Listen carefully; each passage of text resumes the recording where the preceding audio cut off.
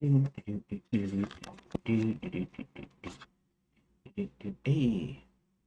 what's doing, everybody? Not receiving what? Not receiving strong enough something. Why is it not receiving?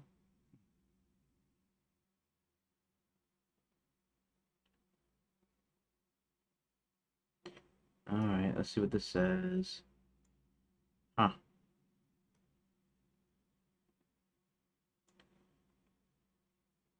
Not receiving enough video to maintain smooth streaming. I wonder. I always wonder what that means. Should look that up sometime, I guess.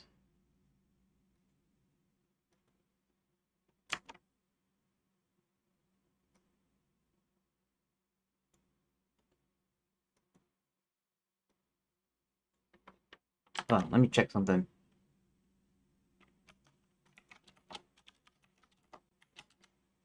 What does that mean usually?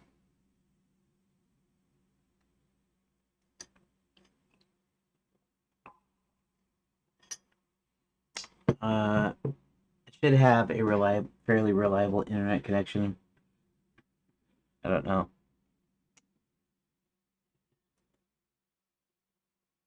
Coder settings, keyframes, every 2 seconds or less.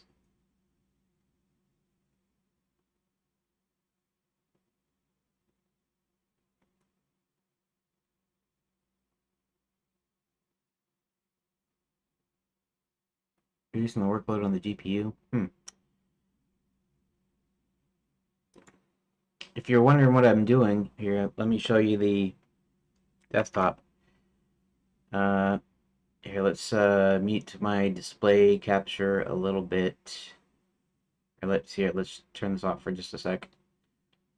If you notice right there, I suppose I could mess with the thing, but I don't really want to mess with the whole like messing with the screen thing. Um, because I don't exactly know how to do that. Uh, Properties. That's not what I want, anyways. Um,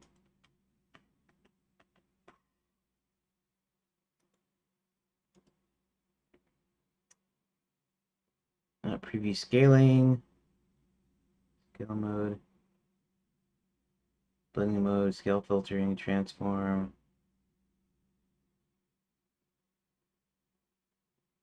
Huh. I don't know. I have to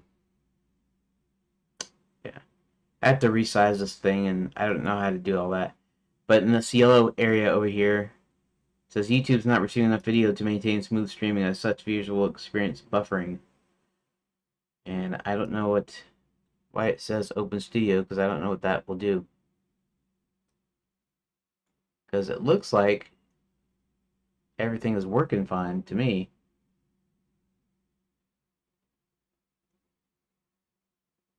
I mean, I suppose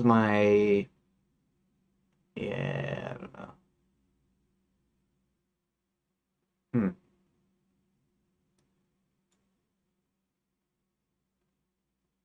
This is just number of views. This is stream health, I guess. Poor. Yeah, what does that mean? Serious issues that need attention. What issues, though? Stream settings. 60 video. Enable auto start.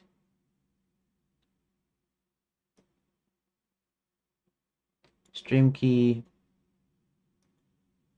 Stream. Yeah, I don't know why this is a poor stream health.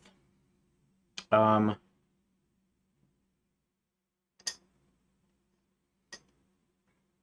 Weird.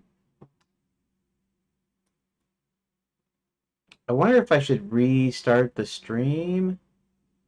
If I do that. I don't really want to do that. Does that mean that it's not getting very smooth video. Let's see if I can full screen it here. Just a second. I'm looking at my monitor here. And actually, let's go back to webcam. There, that way is I can tell. What? That looked weird. Uh, okay. Question here is, what's going on here? It's jerking. Why is it jerking?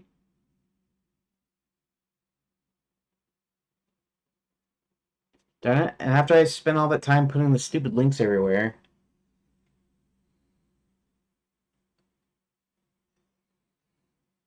Hmm.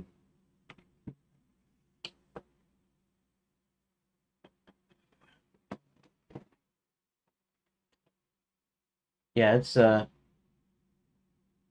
pretty lousy for some reason. I think it could be internet connection. I mean, I'm running wirelessly from my computer to the router, so.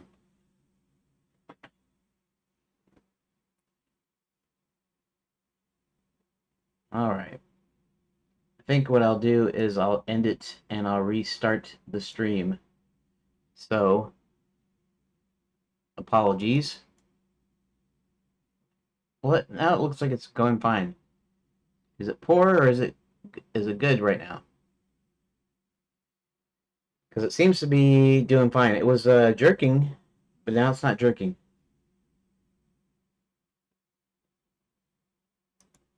Uh, how's it going in full screen? Looks like it's going fine. Let's see how this looks. I'm getting a little delay because actually watching the YouTube stream off of here.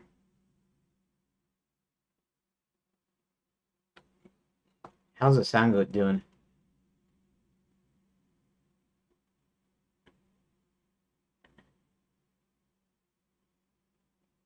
I have a delay on my end, but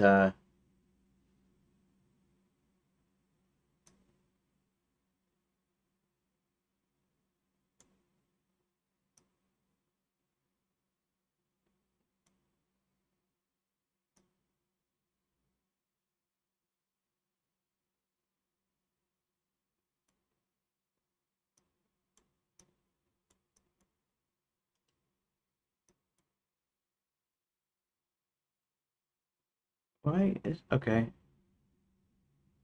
Huh? Like buffering and stuff. I don't get it. What would you do? I don't know if anybody's watching or listening, so it's probably moot to actually ask it.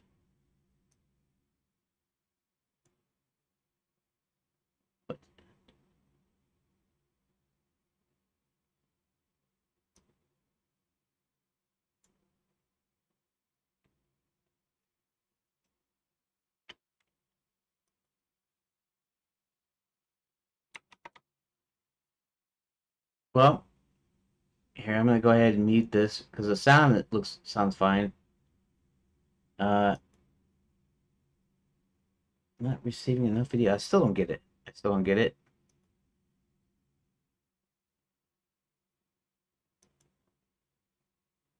Hmm.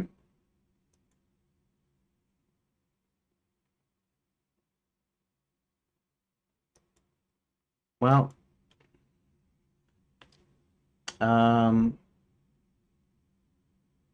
apparently it's cleared up now. Now it says excellent. Okay, well, I guess all I had to do was wait. I suppose I'll keep an eye on it, but I probably, unless it's going so bad that it just completely craps out, I probably won't be restarting the stream at least. That's also, I guess, kind of the problem with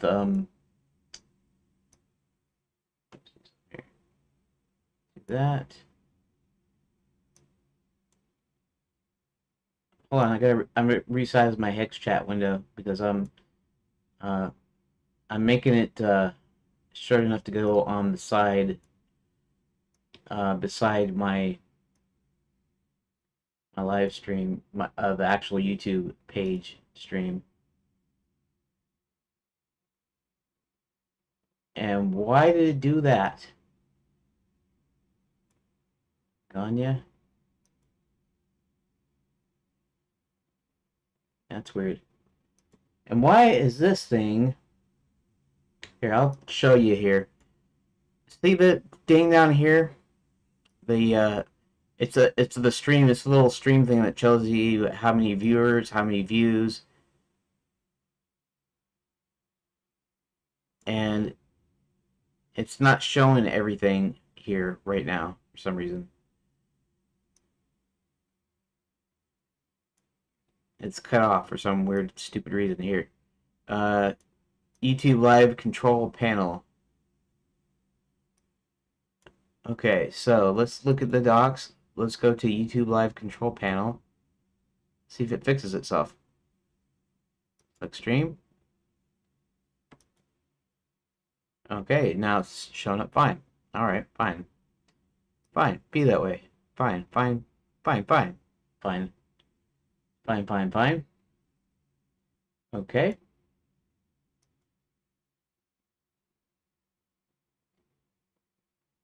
Now let's see where this overlaps. Okay.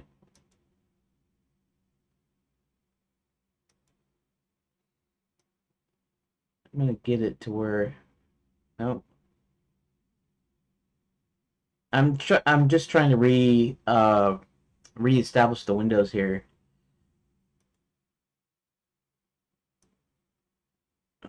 I can actually make this long enough, wide enough. Okay, that'll probably work, I think.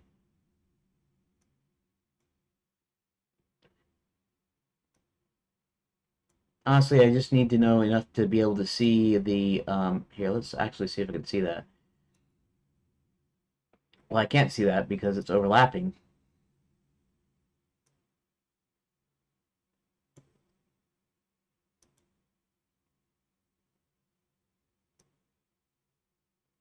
Nope. Okay. Oh, that's as small as I can get it.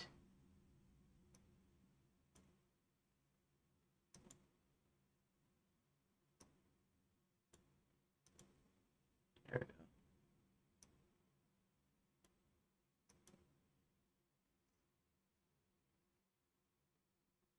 Yeah, I don't know how I did it before, but I only have a small amount of space. It's a 1080p TV. I'm using a secondary monitor, but I got all my other windows on there except for this browser window over here.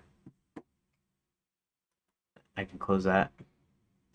Okay, I guess I should get into it, shouldn't I? Let's pull up my notes back up. And let us go ahead and see where I was. Okay. Need to clean up the chronology of the plot outline. Dragon's already enchanted by Crooktooth because it happens before we're introduced to either John or Hubert. Zanzibar is able to escape after confusion caused by Max being called away on account of the hero storming the castle. However, at a later date, he's flying trains that are in command that weren't scheduled. Need to rearrange the chronology. Really, I just need to modify it a little bit. For the dragons being enchanted, I just need to probably remove any line that says that the enchantments are happening. And then for this other thing, all I need to do is, instead of saying Max sees these trains coming, it could be somebody else, one of the other lackeys or a guard or something, castle guard or something maybe. And then I can fix that. Some other sees trains coming, which is when Max gets the call to come back. Okay, so I have to find out. Okay, so I'm gonna have to fix that first. All right. So, first thing we're doing today is we're gonna clean up this chronology. It's only a couple of lines, so we're going to find first. Isn't there a way to make this any bigger or something? Because this is kind of annoying. The gist file. I'd probably be completely changing it out. Let's turn this sideways.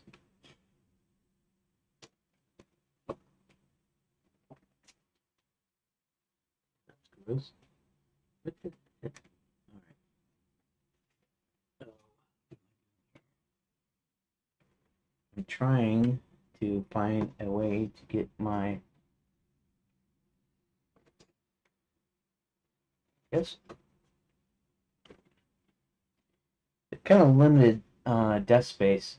I mean, the desk is fairly large, but it's when you have two monitors and you're trying to put. I have a the TV up on a box because it's 1080p. They're both 16:9, so I can't.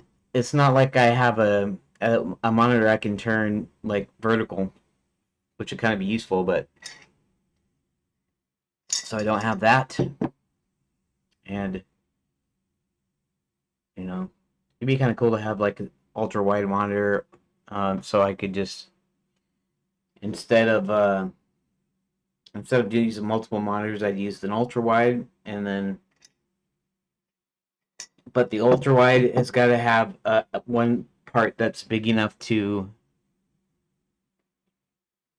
do this like this full resolution here, this full size, I should say, not really necessarily the resolution itself, but like this is like a 32-inch, I think, and the TV is only like 26 or something. It's smallish, and it'd be nice if I had an ultra wide that gave me this 32-inch main screen and then just enough on the side. Maybe a curved monitor. I don't know. I don't know how wide they make those. What kind of system I would need to run it.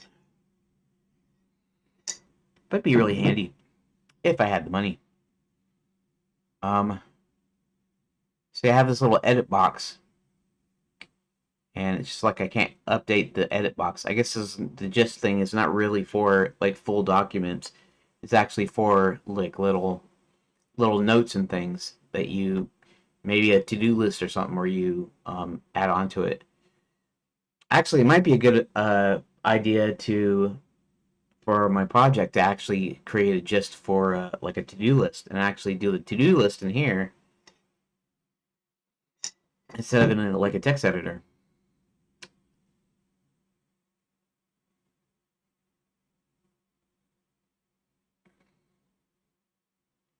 Huh.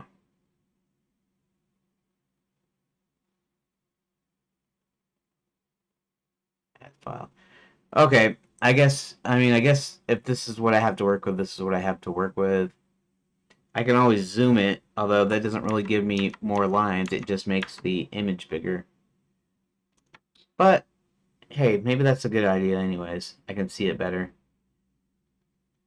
Okay, so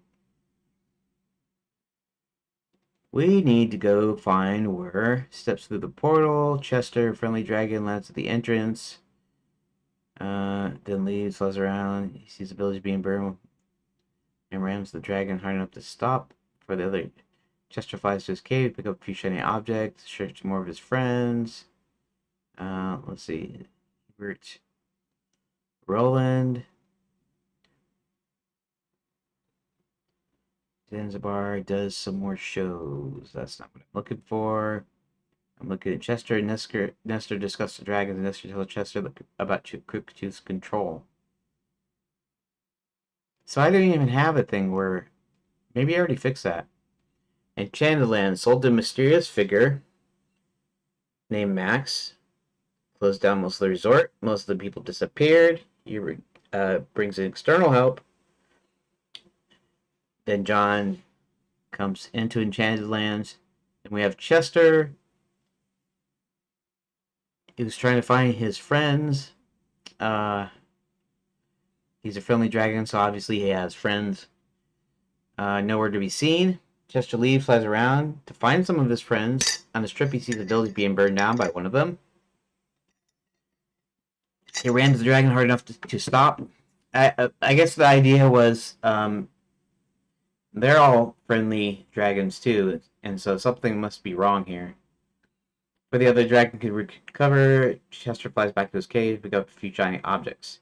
He then goes out again searching for more of his friends. Okay. Young woman is kidnapped. John awakens. Hubert tells John Zanzibar the Great.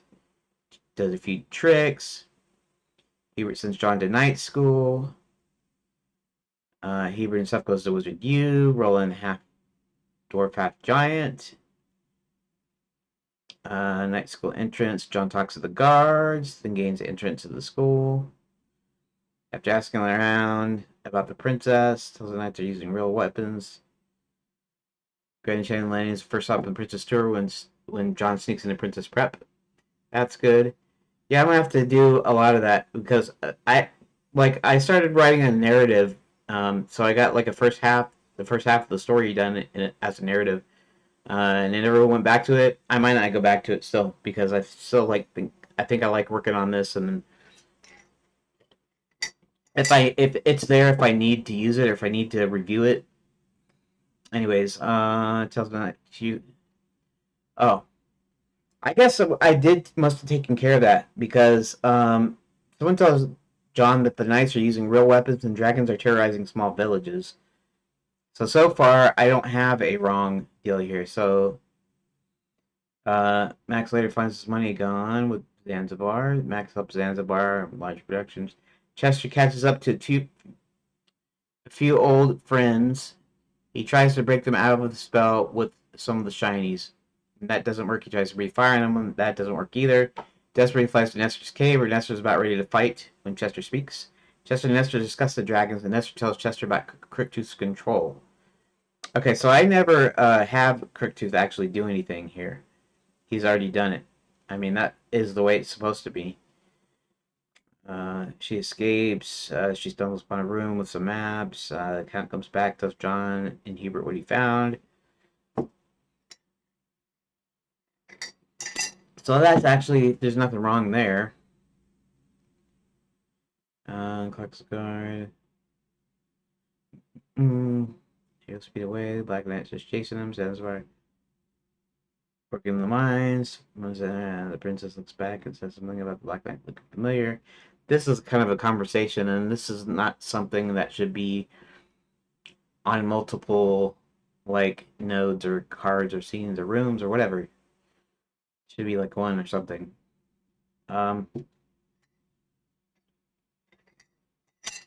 Max confronts Zanzibar about the money he's been stealing.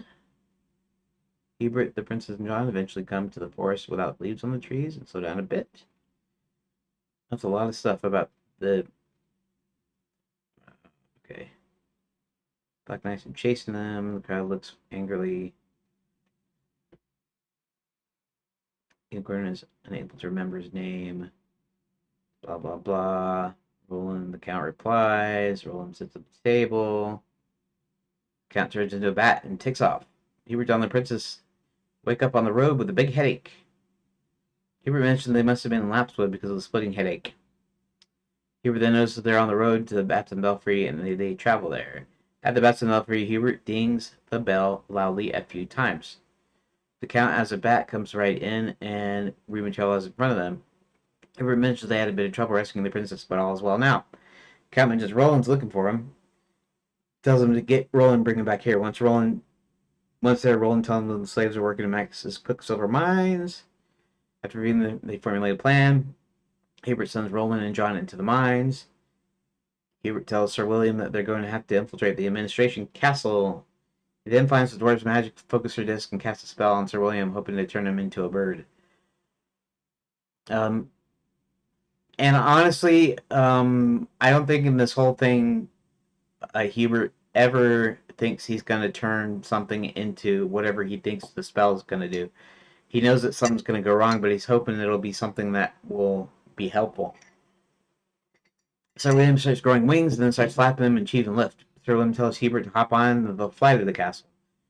Chester presents Nestor with a shiny polished stone and they both talk about the past. After finding out that they're long-lost twin brothers, Chester and Nestor go on a search for Cricktooth. And that's actually okay to put as a line. After finding out the long lost twin brothers, Chester and Esther go on a search for Cryptooth. And then this is a separate deal, but this is the same scene. So maybe I want to find out about maybe I want to like combine them.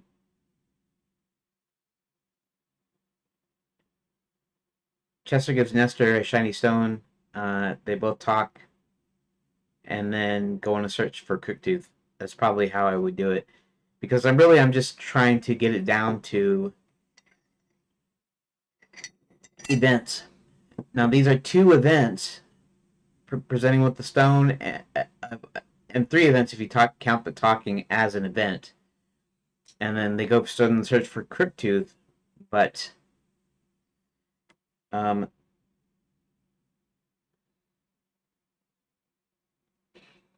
this might be one event, and this might be a second event though.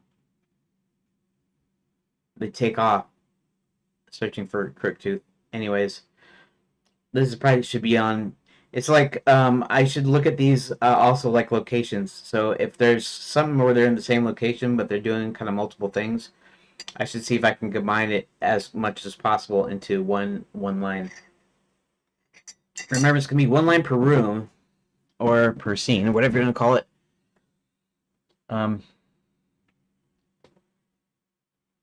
Okay.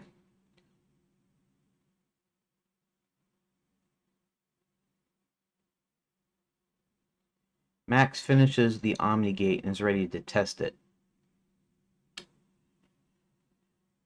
And the only reason we know about the Omni Gate is it doesn't even mention it in here. They're reviewing, after reviewing the papers, they form a plan or something, right?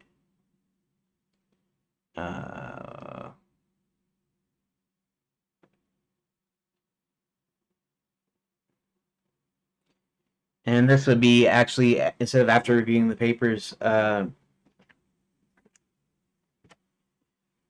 reviewing the papers, they realize that Max is making a giant machine to open portals. I wonder if they should know what that is. If they're just looking at, they still don't know yet what it is.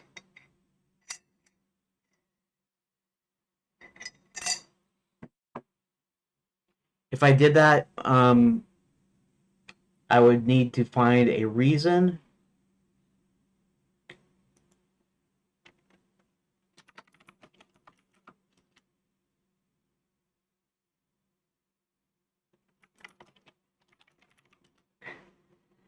Um,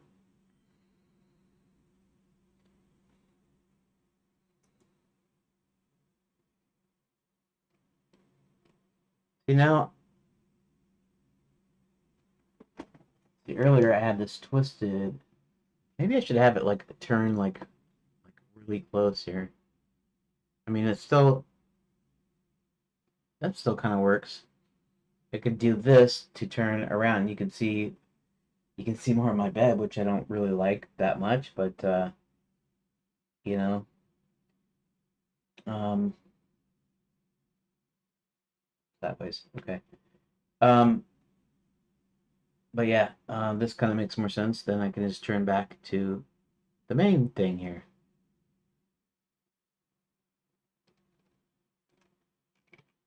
Anyways,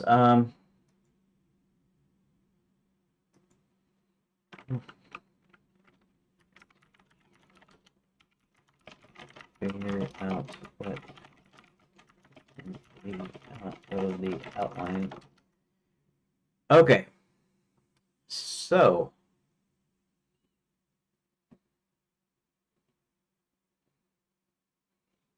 see that now, even though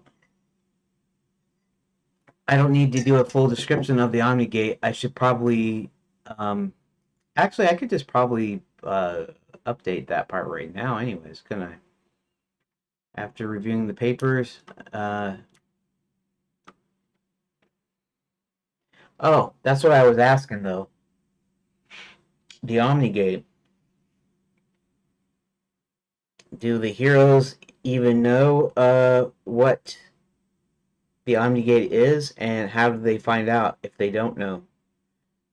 And what advantage does that have to the story, the whole story? It could be something that the Count finds out, because you can have the Count kind of fly anywhere as a bat.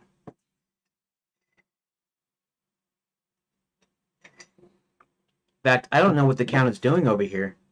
This could have something to do with him finding a mate, and we'll play right into it. But it would also mean that he needs to get to the somehow he needs to get to the about to sneeze all over. I don't like sneezing. If you didn't know me already. Okay. Yeah. I could actually have this play into the Count's kind of subplot where he's could he be the main plot like everybody else? Could be the that yeah, they hunted down his people. I'll just leave him as his last one. So it'll be just like kind of like how you have children, and that's how you make more of you, basically, instead of abiding. There was gonna be a funny thing where he went to the Enchanted Herald, who were kind of they were responsible for hunting his lion down and saying vicious lies about him, about his being a vampire. And so what he ends up doing is he ends up biting one of the female coworkers, and she becomes his mate. And then she bites one of the male coworkers, and so on and so forth. I'm not doing anything extra weird here because this is a funny, family friendly, all ages appropriate deal. So you're not going to have any kind of innuendo between two male characters. But I'm not going to even do that, I don't think, anyway. So, but I was thinking that it would be funny to, yeah, no worries. No worries. Okay. I was about to say mate. No worries, mate is more or less something that Australians say, right? And so, the rookie in game designers, he's from Wales. So, and he always makes sure to correct me. He's not Brit. He's not a Brit. He's a UKer. He's from the UK, specifically Wales. Okay. He said he's gonna pop. He's gonna pop in later, and I just said no worries. I kind of tend to say no worries, anyways. I kind of tend to type certain things that I don't usually say exactly. Although maybe if I talked to people more, maybe I would. Maybe I'd say no worries, or maybe I even say mate. I usually say mate a lot. Although those in the UK say mate, not just Australians. Anyways, I'm just kind of going off like I always do. Okay, so after reviewing the papers, they formulate a plan.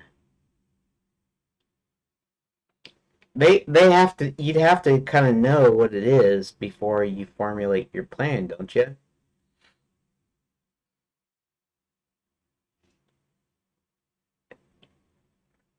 And that's something I should have thought about. Their plan, I suppose, part of it is to get into the castle, because then they can get to the king, and it's something that they didn't really put in the story, which I can put in the story still. Kind of like what happens. It's like when Robin's merry man goes into like Prince John's castle or something, or I don't remember the movie, the Kevin Costner movie, very much because I never liked that. But um, Maybe the Earl Flynn version, 1938 MGM or Warner Brothers. It wasn't MGM, it's Warner Brothers version of Robin Hood. But it's like where he's trapped and Robin is trapped, and the merry men come in kind of disguised and to rescue him. So even though this isn't to rescue somebody, this is to come in. Maybe it's to come and try to rescue the king because they don't get what's so weird about the king. And I haven't really put in the king much, partly because it's not the real king; it's a puppet king, and partly because um, until now I didn't see a need to add him as a even an NPC really, other than in like talking, right? But they put a paper king there, and paper the the fake king anyways. They put a fake an impersonator or whatever, and then they have him close everything up and whatever. So maybe I should have a thing in there where they kind of storm the castle there.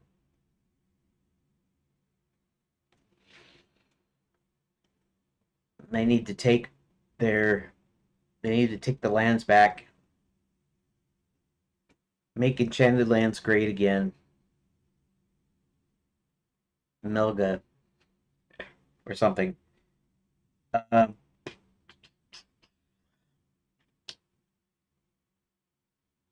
and this is sometimes what happens too.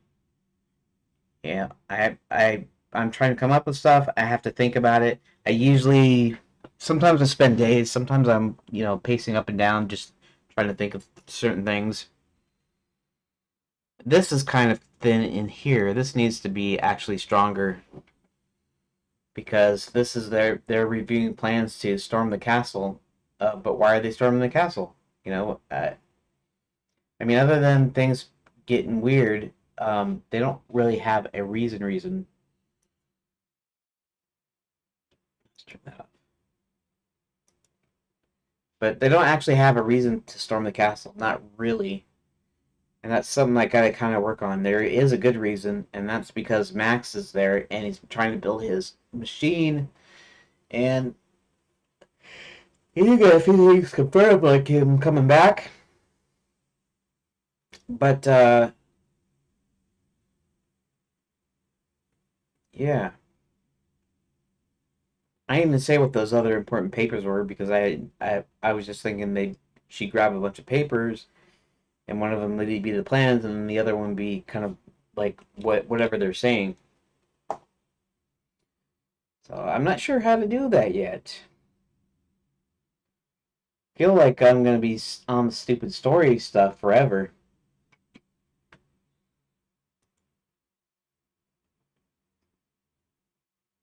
because I there's things you got to work out, right? Hubert tells Sir William that they're going to have to infiltrate the administration castle.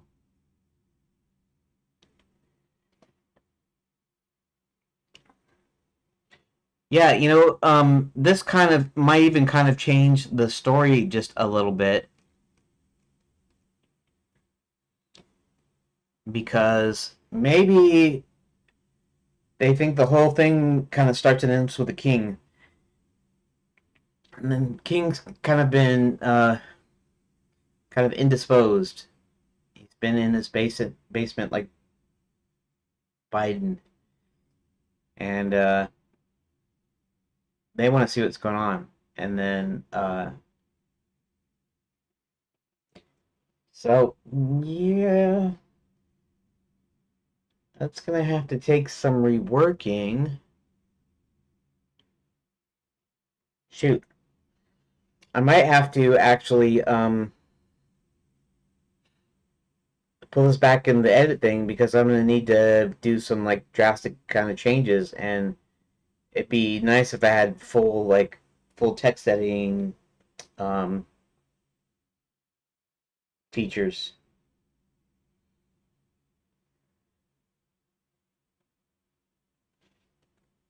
which is kind of weird.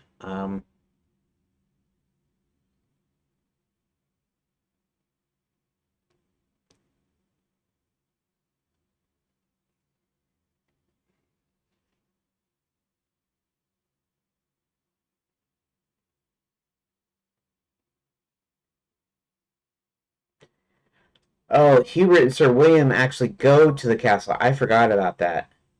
Because he wants to find Violet. She's got to be up there. She doesn't have to be up there, but I guess because the way I wrote this, yeah, why didn't I think of that? Why didn't I go further? Tell Sir William they're going to have to infiltrate the administration castle. Uh, I wouldn't say infiltrate, but I'd say they're going. Okay, well, I'll leave that though. He then finds the door's magic focuser disc and casts a spell on Sir William, hoping to turn him into a bird. Sir William starts growing wings and then starts flapping and achieving lift. And all I have to do here, I don't have to even do this magic focuser disc thing.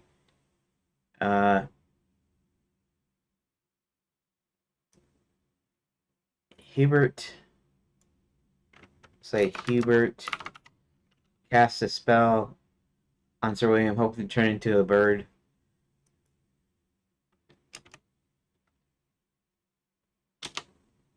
Sir William starts growing wings and then starts flapping them and achieving lift. Sir William tells Hubert to hop on and they'll fly to the castle. And that I'm going to kind of streamline too, but I'm not going to do that just this second. What I am going to do here is just presents Nestor, finding out they're long-lost twin brothers. Black Knight looks in the direction of the Dwarf Mines, flying a unicorn with a wizard atop flying upward. So a wizard on top of a flying unicorn. That's something you don't see every day. Roland John used the secret door to gain entrance into the Gnome Kingdom. Okay, that's right. So Hubert's gonna go get his magic back. Hubert needs to get his groove back.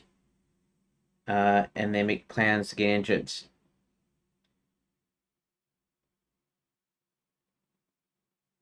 Maybe they don't know anything about the Omnigate. Hubert's gonna find out about the Omnigate though, so that should be like an event that I use. So let's go after reviewing the papers. A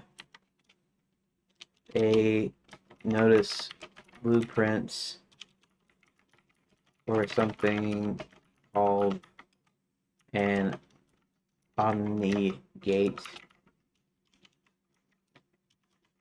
I don't know how I'm going to pronounce this or spell this. Omnigate. So is Omnigate even a word? It's shown it as a word. Omnigate.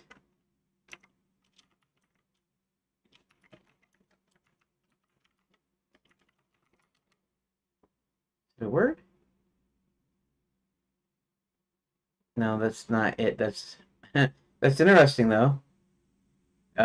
Standardized platform simplifying the development of new financial services and connections to multiple blockchains. Omnigate, headquartered in Canada, satellite offices and technology company that provides software infrastructure enabling companies to implement future-proof solutions for blockchain. User Omnigate. Our values. Omnigate.com. Omnigate.com.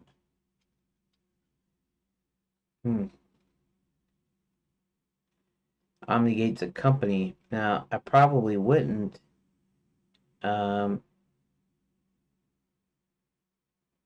Omnigates.com.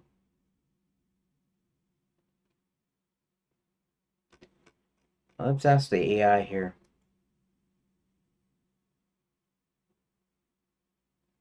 Is Omnigate a word? Let's see what it comes up with here. It determines how I am going to enter it in there. Refers to the name of two different entities: technology company that provides software infrastructure for blockchain and digital value exchange processes, and the platform that offers electronic products and services such as Bluetooth speakers and adapters. The term Omnigate itself does not commonly use word in the English language, but has been adopted as a brand name by these two separate entities. Oh.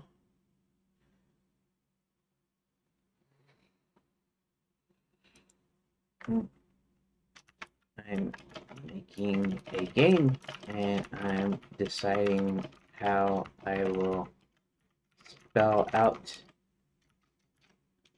Omnigate. Something like Omnigate. Well, Gate. Omni. Gate. Omni game, not Omni game.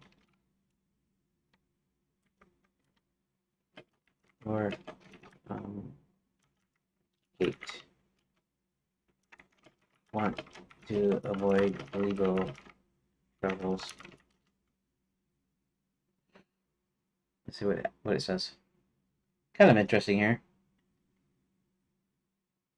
Although it's having a time, maybe the Brave servers are being bogged down for some reason.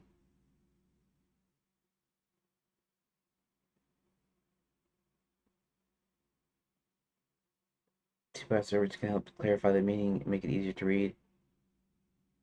Common convention in software and game development.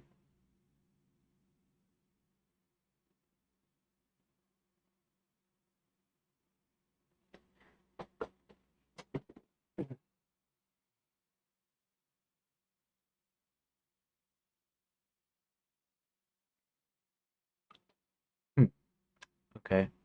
Well, you know what? I'm not going to worry about. I'm going to say.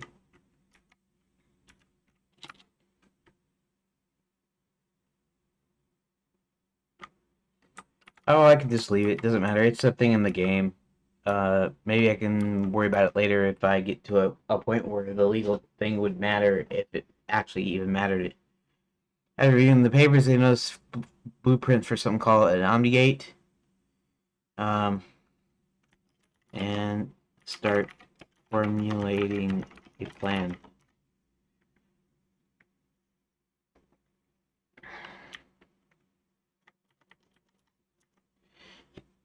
Okay, that's all right.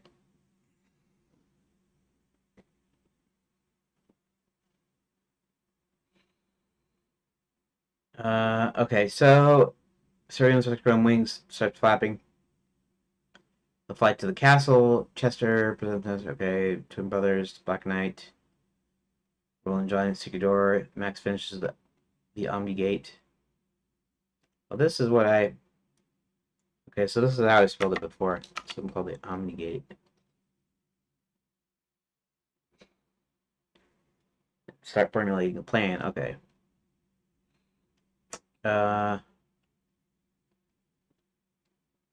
Let's see. X has text activate the machine for the first time. First at half power, then he has them open a few gates, then a few more. Thousands of gates are opened simultaneously, then shut off. He checks on Violet and confronts her while Sir William decides to go back to the Count's hotel. Roland John locate the office of the mines. Roland John then spot the door slide and gagged on the floor. Sneaking in, and Roland easily snaps the bonds, holding them. Roland John then is surprised and captured by the gnomes. With Violet present, Hubert casts a spell that causes magic to return to him. The guards alerted to Hubert's presence chase him to the train station. While Sir William is flying, a huge black dragon sweeps out of the sky and hits him full on. So, at this point, he's got his full magic.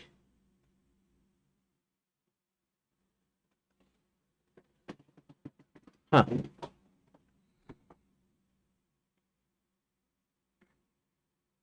This would actually kind of play into what happens when Violet gets that taken away from her. It could be a final confrontation here or something. What am I doing? Spinning my wheels here. Kind of, sort of. Kind of, sort of. Black Knight says top tooth. Okay.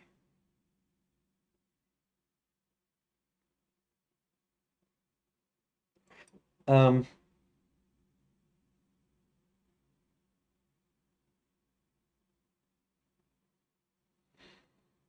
Violet present. Okay.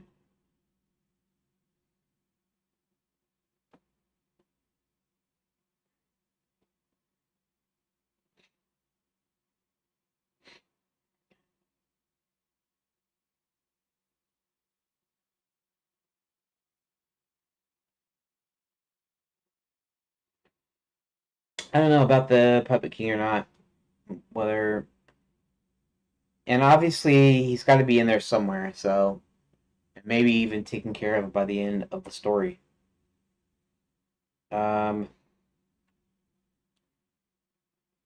I kind of hate this when I can't think of certain things. I mean, I'm trying to think of it, but it's not coming.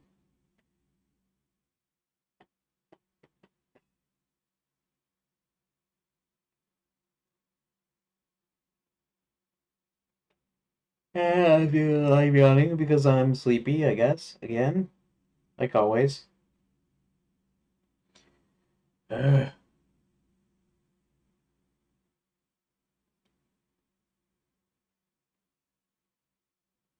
Um,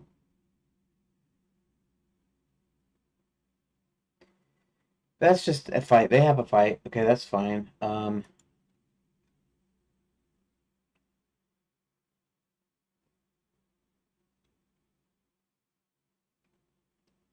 Hmm. Next artistic dish is to put the machine at full power and open all the portals. Now, I guess I should look in here to find Zanzibar to find out, is he already done with Zanzibar right now? The storming the castle is a big thing.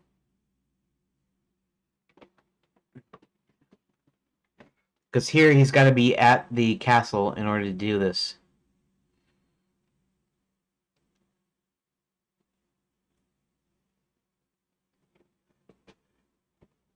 Huh.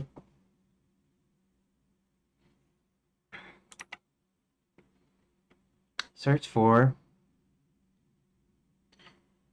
What am I trying to search for? Um,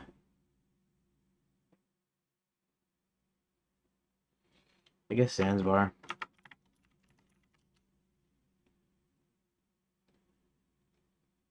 Managed to escape the police, does a few tricks.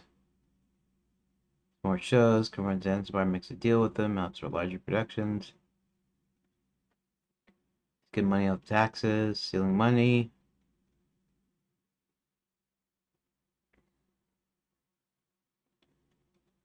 Mm. He confronts Zanzibar about the money he's been stealing and threatens his last show, and he will perform it. Okay.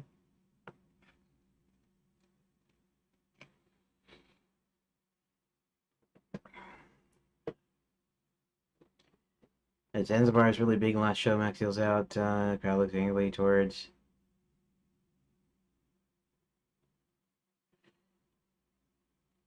Okay. I can actually do this as sort of a cliffhanger thing. Like, I can actually push this up somewhere else. Castle's being stormed. See, I have him working on the Omni Gate. He finishes the Omni Gate earlier.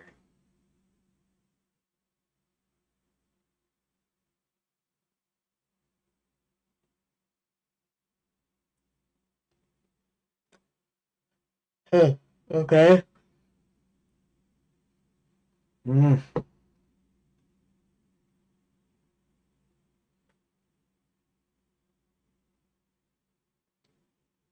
Okay. Do I have all these out of order? I bet I have a lot of these out of order. Let's just update this. I made a few little, not major changes. I made little changes.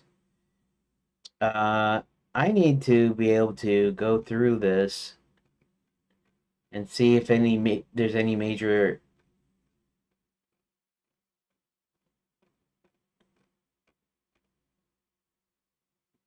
Okay, we're actually almost to 400 now.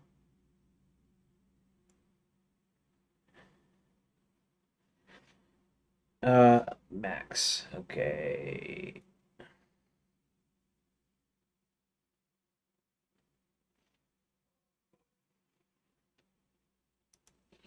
Control F. Max.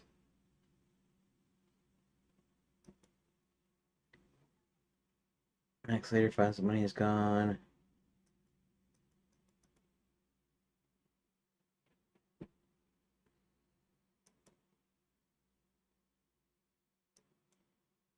Ah, I do have something though. Max instructs the commanders of armies of Black Knight to get Crooktooth the Dragon to enchant the other dragons. That should not be in there.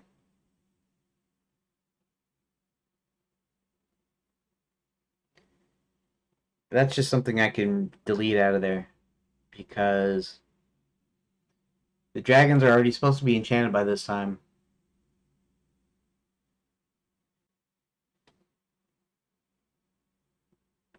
Alright. Why don't I do something here? Let's see.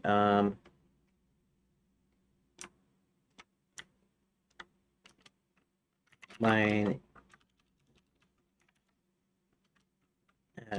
remove line 89. Alex Stein 99. Um do do do do do. Princess tied up to a wine cask in the cellar. She then stumbles. Okay. Actually, Zanzibar stealing money. Okay. Find the stash. Confront Zanzibar.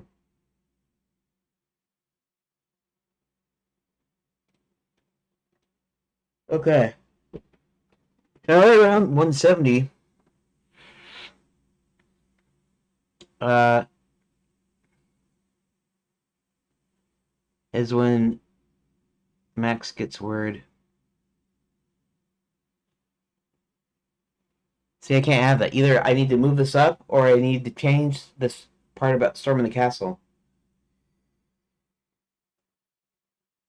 Because it's not time for them to to storm the castle. What I could do is I could modify this slightly. Here, let's see something. Change line 171 to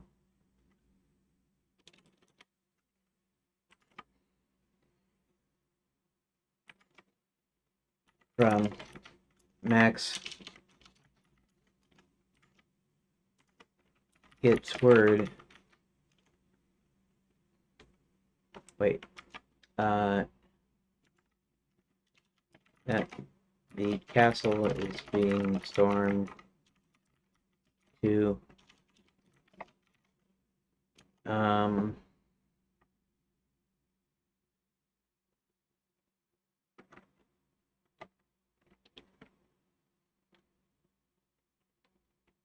someone informed Max that halfway Hubert is in the castle. And what this means is his old nemesis, his old buddy that turned bad is in the castle. Well, I'm not sure if I can do that because I think that's afterwards. So I still have to worry about the yeah.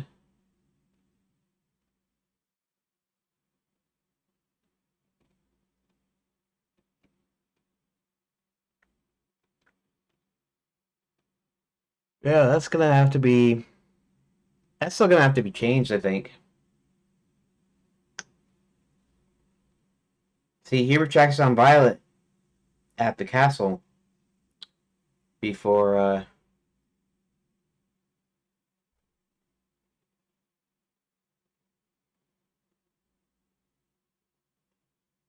okay, so I still have kind of a problem in here. How much time have I been in here? Okay. What time is it? 12:30 to 1:30. Only about an hour. I guess I'm gonna go ahead and take a break at 2 o'clock, but that's not still for 20 minutes. Okay. So I kind of have a problem here, obviously. I don't know if you've been following. It's probably been too boring lately. This is just what happens, I guess.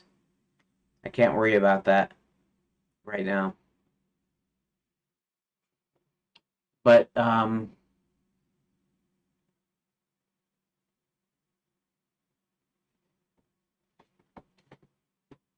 Where are we at over here? We're at, are we part of Act 3?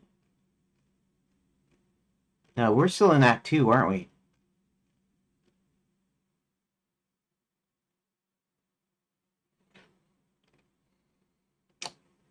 Act 2, Act 2.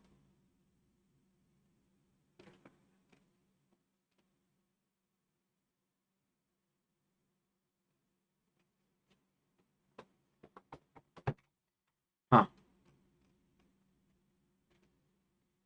Being stormed.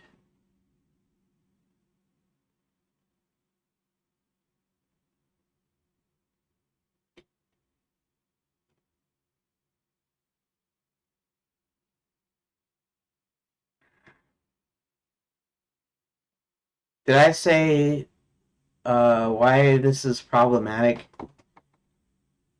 We're just I don't do I okay, so do I have a thing back here that says Max is actually at the castle? I mean there's kind of a thing here because they can go back and forth, right?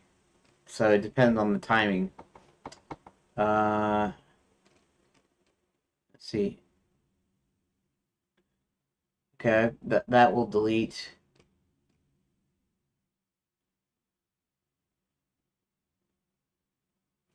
Max later finds his money gone and then confronts Zanzibar. Max attending.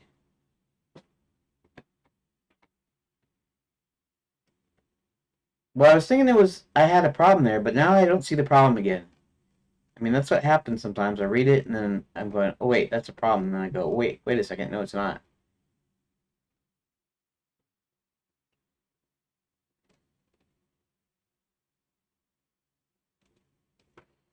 Max finishes the Omni Gate and is ready to test it. That's fine. You know, instead of word that actually this is probably still okay. Let me read through it here. Yeah, instead of telling them that Herbert's over there, which I can't do it without actually rearranging stuff, I just suddenly got the idea. Does Max finish his Omnigate? 237 should go down where is it? To 171. No. Change line 71 to read to match line 237 and remove line 237. Cut and paste. Okay. I'm just doing this kind of on purpose here. Just some notes. I'll probably just even remove these notes after I do it. So we'll do this differently. Max gets word that the Omnigate is ready to test. In fact, that's a better line uh, than he gets ready to test it. He doesn't get ready to test it. It's ready to test now. And that's how I can change that out. All right, okay, so I got that. Let's go back down to 237.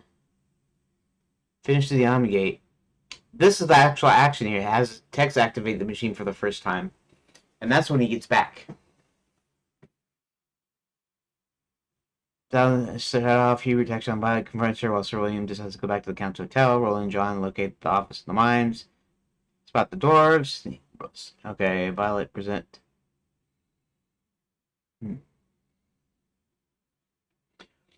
Yeah, so there's two things I wanted to do that they're kind of ancillary characters right now. They don't really feel like player characters right at this moment. They do important functions, but they don't feel like. Well, not that Violet is good. Violet's going to be one anyways. She's a villain, but still, as if I was going to still do the old plan, which I still might do. I haven't decided yet. But they're kind of major characters, and they kind of need their slub plots. They kind of need more going for them. And actually, Violet.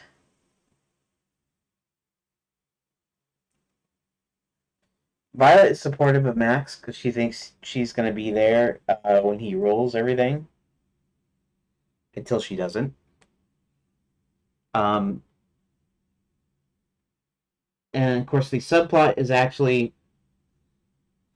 So that's what I was saying about whether or not you do need two plots, because the Count's subplot is just him involving him finding a mate. That's part of the deal.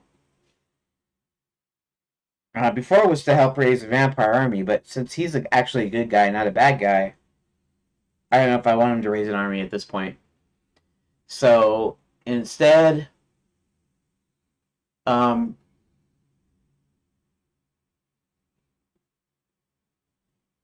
let me think for a sec. Um,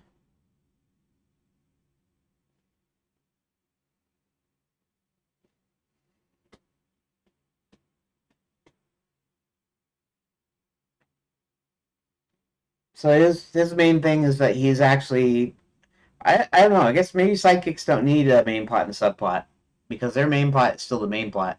Just like the good guy or the hero's main plot is the main plot of the story, right? Luke Skywalker helping the rebellion defeat the evil Galactic Empire, right? That's his main plot, and all their plots are kind of for that. Princess Leia is getting the plans to do that. Han Solo is a little bit different. He's a kind of easier character to do. He has his priorities changed, and they don't really do any kind of romance in the first Star Wars movie, especially since Luke and Leia were not supposed to be brother and sister. That was not the original intent. You can kind of tell it. Um, I believe George Lucas was thinking about Flash Gordon and any of those sci-fi movie serials that he saw when he was a kid, where you have your main guy, your kind of your hero, superhero guy, and then you have the princess or whatever, the girl that he saves and falls in love with or whatever. Not that they really did a lot of love stuff back in the movie serials, especially since they were marketed to kids. But so he was going to be, if you think about it correctly, he was going to be Princess Leia's boyfriend, whatever, romantic interest or whatever, till they ended up changing the story.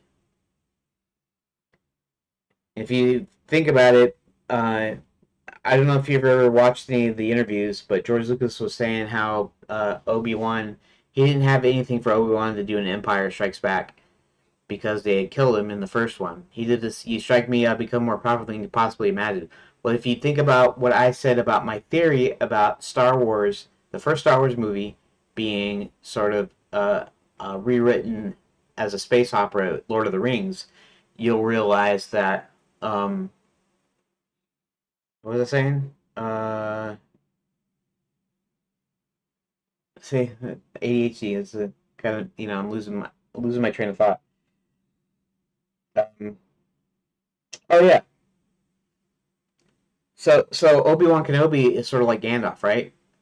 And uh, Luke Luke is sort of like Frodo, and then C-3PO and R2-D2 are more or less like Sam, Merry, and Pippin. You know, it's just three guys, three one. Now I know there aren't three characters, but three like deals instead of like four, right? And so and so Obi-Wan represents Gandalf. He's Gandalf. And what happens to Gandalf? Gandalf fights the Balrog, and then he comes back as Gandalf the White. You know, and I have a feeling that George Lucas was originally thinking of bringing Obi-Wan back, like Tolkien brought Gandalf back. After he fought the Balrog, he comes back. He goes through this kind of transformation. Then he becomes this really powerful wizard, Gandalf the White, instead of Gandalf the Gray. And so that's sort of what I think they were thinking along the lines of Lord of the Rings. Now there's a deal here, and that's where they kind of change things up. You know, it's not like Star Wars is a direct one-to-one copy. It's like a mostly copy. You know, it's like Han Solo is like Aragorn, right? And but since he was also thinking about the old movie serials, Princess Leia was going to be Luke Skywalker, not Han Solo. But when it was when it was certain that I don't know if Mark Hamill didn't grow up, is kind of a speculation that he didn't seem to grow up in the sense that um, even in Empire, now he was a little changed a little bit in Empire because Mark Hamill had a car accident, or pretty bad car accident, I guess, and so that kind of sobered him up a bit. So he wasn't quite like he was in the original Star Wars. But when it was clear that Princess Leia, maybe it's the fact that Carrie Fisher and Mark Hamill were more like brother and sister.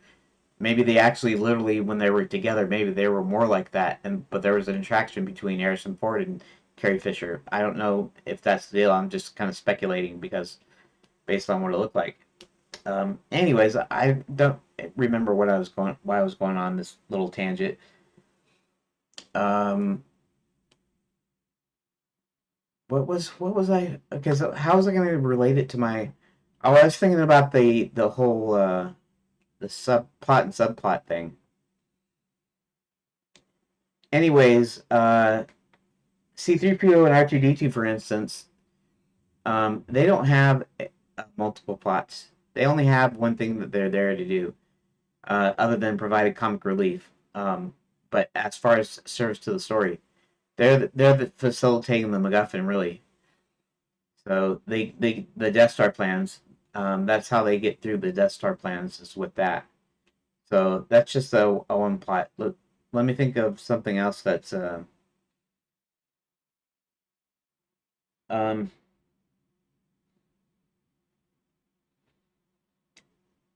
and so a lot of these characters, their main story is their own main plot. In other words, they're towards the one goal of the whole movie or of the whole story, depending on if you're reading a book or not, versus like your main character or a couple of characters that have some extra. The subplot is supposed to add like extra depth and stuff to your characters. So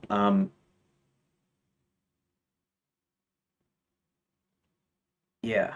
So I was thinking the count doesn't need a main plot, does he? In fact, well, okay. So the reason that they each have a main plot and a subplot is because originally, like I said, I was going to have you play the characters. You can still play the characters though. You can still play uh the count. Um, but maybe like I said, maybe their main plots are always in service to the main story. I mean, really, that's what all of it is, anyways. The main story is to stop the evil forces that uh, that are holding back Enchanted Lands. They're dragging it down. You know, it's like the Democrat Party. Excuse me for putting politics into this, but it's like yeah. So everybody's main story, their main plot, in reality, I don't need two plots on a character. I just need what they contribute to the main story, which is this whole thing. So when you do the count, the count, his main thing uh, is he's helping Hubert and the rest of the guys to take the kingdom back. And so that's what they need. And then their subplots are actually their personal deals. So that still works. So if I would have thought of that, I would have written it that ways too in my notes. I wasn't thinking of that. I was thinking each one having their own story. That means they play their own game. It's like if I had made each character their own game, which is some thought I did have at one point. I didn't decide it ultimately though, but I was thinking maybe I should just do it as overlapping stories and have several games. But and which I could still do that. I mean, that still might be kind of a cool way to do it. But so now that I reinterpreted it through that, I didn't have to obsess about them having two plots because really the subplot is the only one that's that personal goal, personal thing. And the subplot usually intersects the main plot anyways. So Hubert's whole deal was to get his magic back, and in order to do that, so to be able to help Enchanted Lands, he's going to need his full magic before they're done. So his subplot involves confronting Violet and getting his magic back. Right. Um, Roland is a kind of a different kind of a character. It's kind of funny because I think the when I had the weak plot lines when I looked at them and I said, well, that's weak, or this plot line's almost like the main plot. They're almost not two subplots. I should have thought about it that way and went, oh yeah, really all I need to do is I need to write down their subplots and how it intersects with the main plot. So Roland's whole deal is finding his dad, but the way it plays into the main story is that his dad was being enslaved to work this giant smelting machine.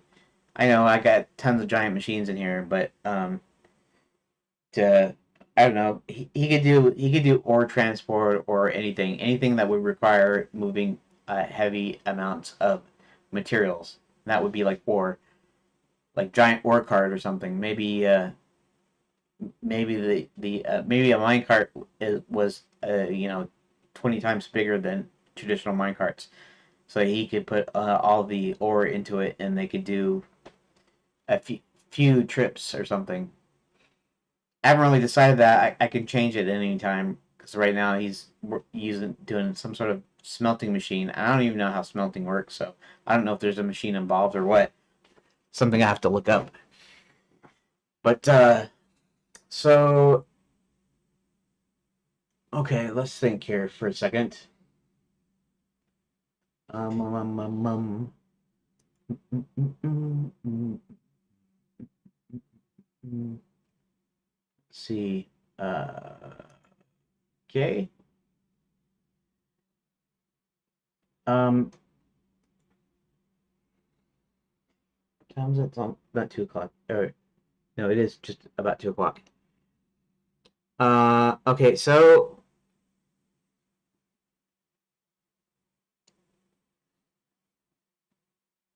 Okay, so yeah, so Roland, that's the main deal, and his link to the main story is that his dad. Not only do they go to the giants, to his people, to recruit giants. Um, but he also helps them. I forget what he does. They release him. They find out information. Maybe I'll have to modify it so that Roland Senior has more of a part, like helps him out more. Okay, so with that in mind, let's think of the two things. One is Violet, and then what's the other one? Is it Max himself? Does Max even have a subplot? I think I had something over here. In fact, I probably looked at it yesterday. Uh, okay, so I didn't really have a subplot, I guess. A possible subplot for Max involves him liking Red, maybe wanting to get rid of Violet. Violet is jealous, so she gets Kurt to take care of her in return for making him leader of the pack. When Max finally figures out what happened, he decides he's going to take care of Violet himself. So, so we're gonna have a betrayal here, and I guess I need to come up with that. That's what I need to do. So Okay. Let's do something here. Let's go ahead and I'm not even going to look at yeah.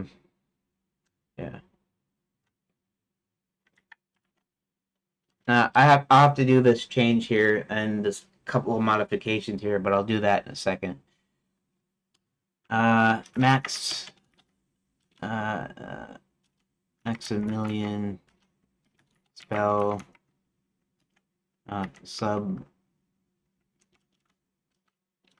subplot outline. Let's do here. I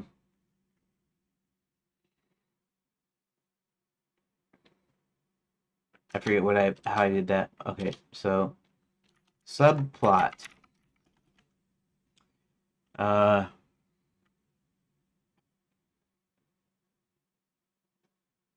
So he partly gets her out of retirement or out of hiding. He partly gets her out of hiding because he likes her. Okay.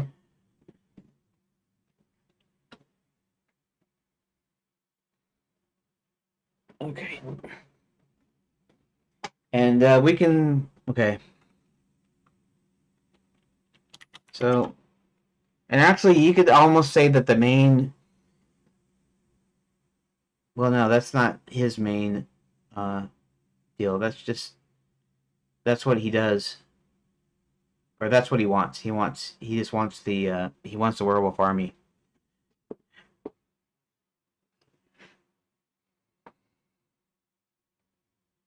Okay. Max decides he wants a werewolf army,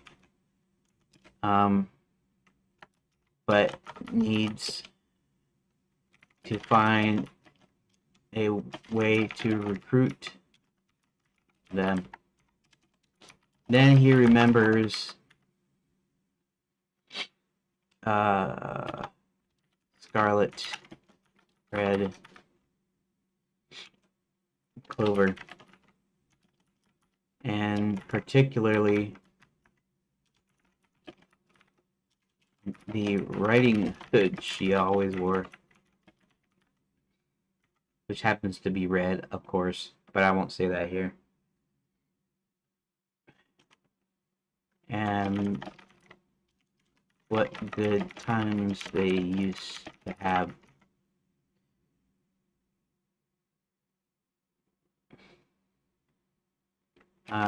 So he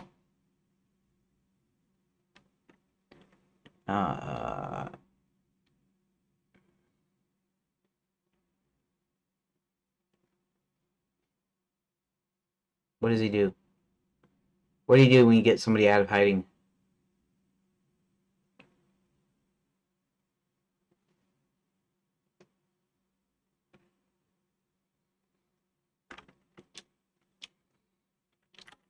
So he has her. Okay.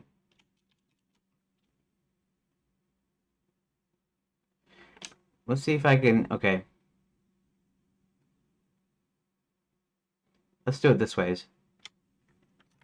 Max remembers Red, Clover.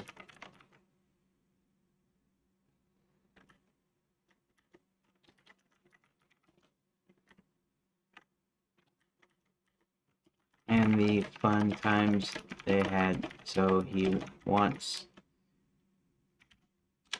her to be with him. And then remembers what had happened and goes and brings her out of hiding to help him recruit werewolves.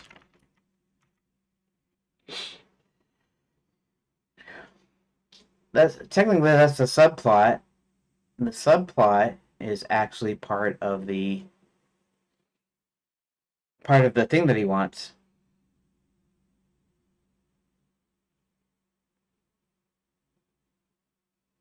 And I don't know. It just sounds weird when I type this out. Um, let's see, let's see, let's see, let's see.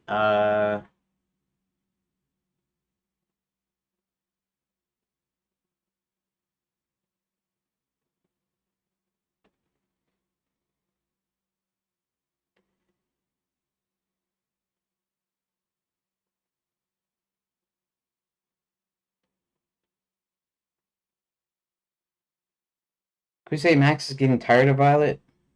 I mean, I don't know really how to show that, but because she's doing the stuff for him. But maybe I don't know. Maybe she nags a lot or something.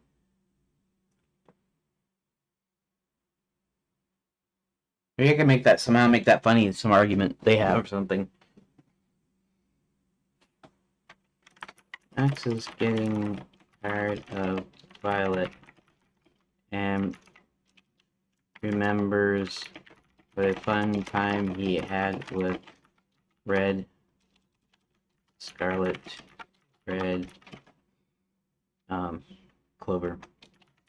I don't know. Clover doesn't sound right now. After saying it so many times, it just sounds weird. Scarlet Clover, Scarlet Red Clover, whatever.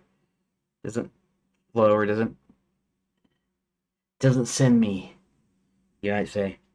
Max getting tired of Violet remembers what a fun time he had with Scarlet Red Clover and decides to bring her out of hiding. Also remembering her wolf hide side hustle. Side hustle. That's a modern term, but I'll just do it anyways. And also decides he wants her to recruit werewolves for his army.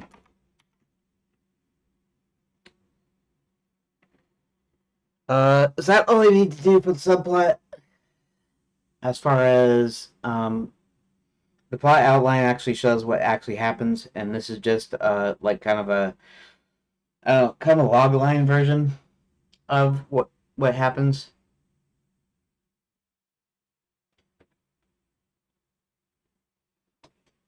Okay.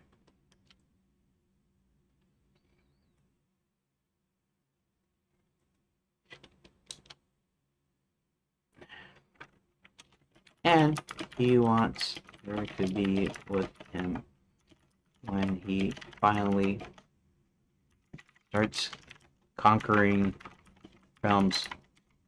Okay, we'll say it like that. I Max brings Red out of hiding. One, and that I don't know. All right.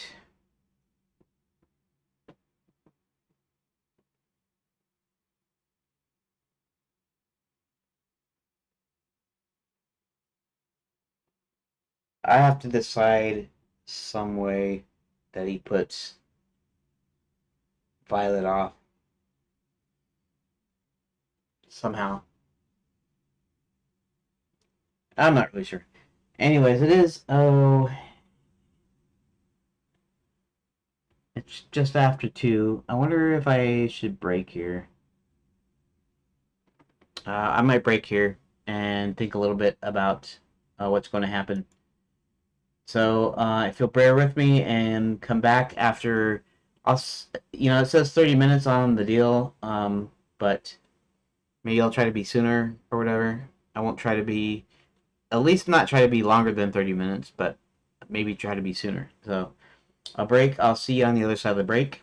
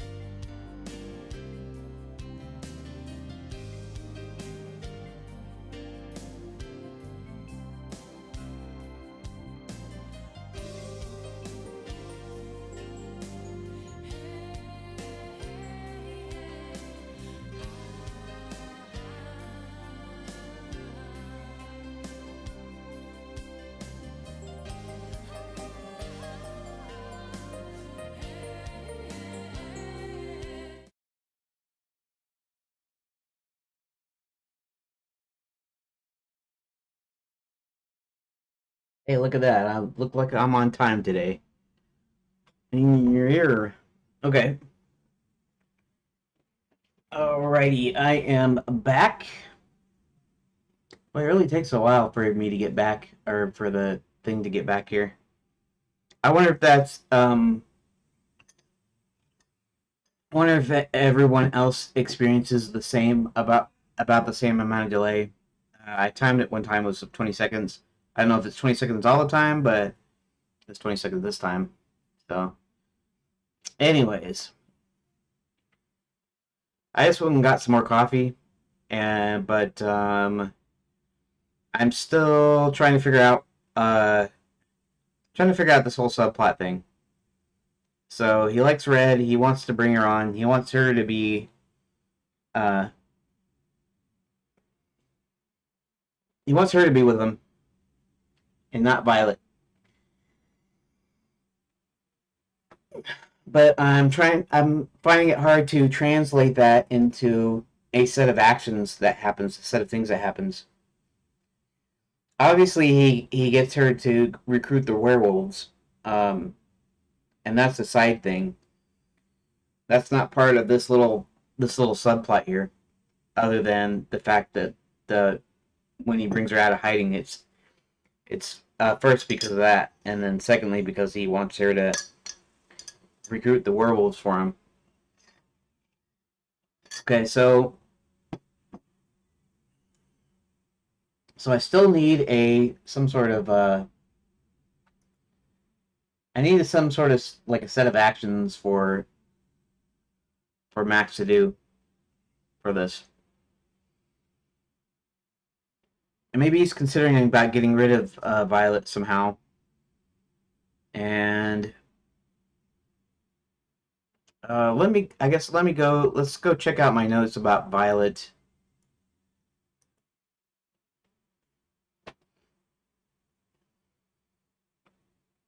Okay, let's find Violet.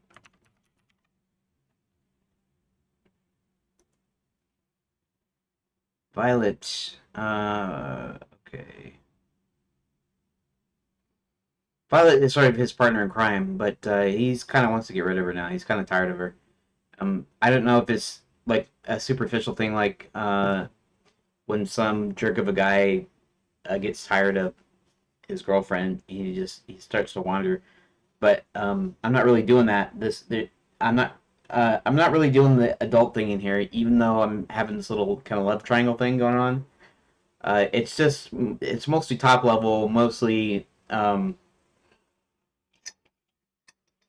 of this happens, and he likes her, so he wants her to be there, and there's nothing romantic happens in this game here, in the story. Um, it's and that's actually Violet's actually doing a lot of the work, a lot of the. She's not doing a lot of stuff herself. Like she's getting Barty.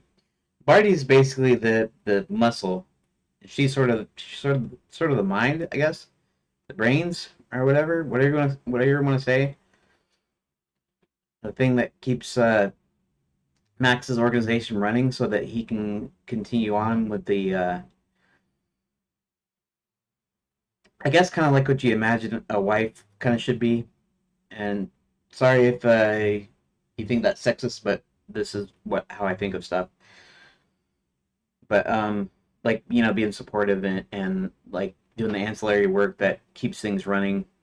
You know, a traditional kind of nuclear family, traditional partnership kind of marriage thing. Where back in the day when it was a one what do they call those? Where it's a what like a single breadwinner, single job holder thing, single income, anyways.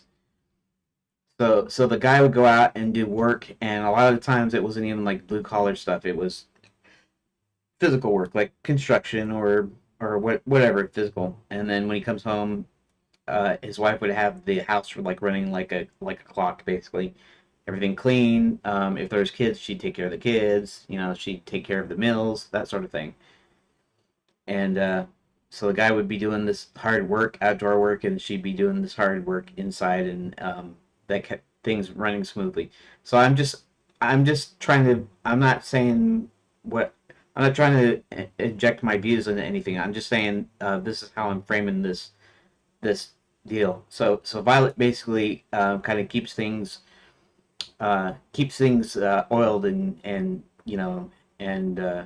and keeps things running so that Max can do what he needs to do, which is work on the Omnigate because yeah, and then so she handles all the other stuff, and then she hands off stuff to various people, whatever.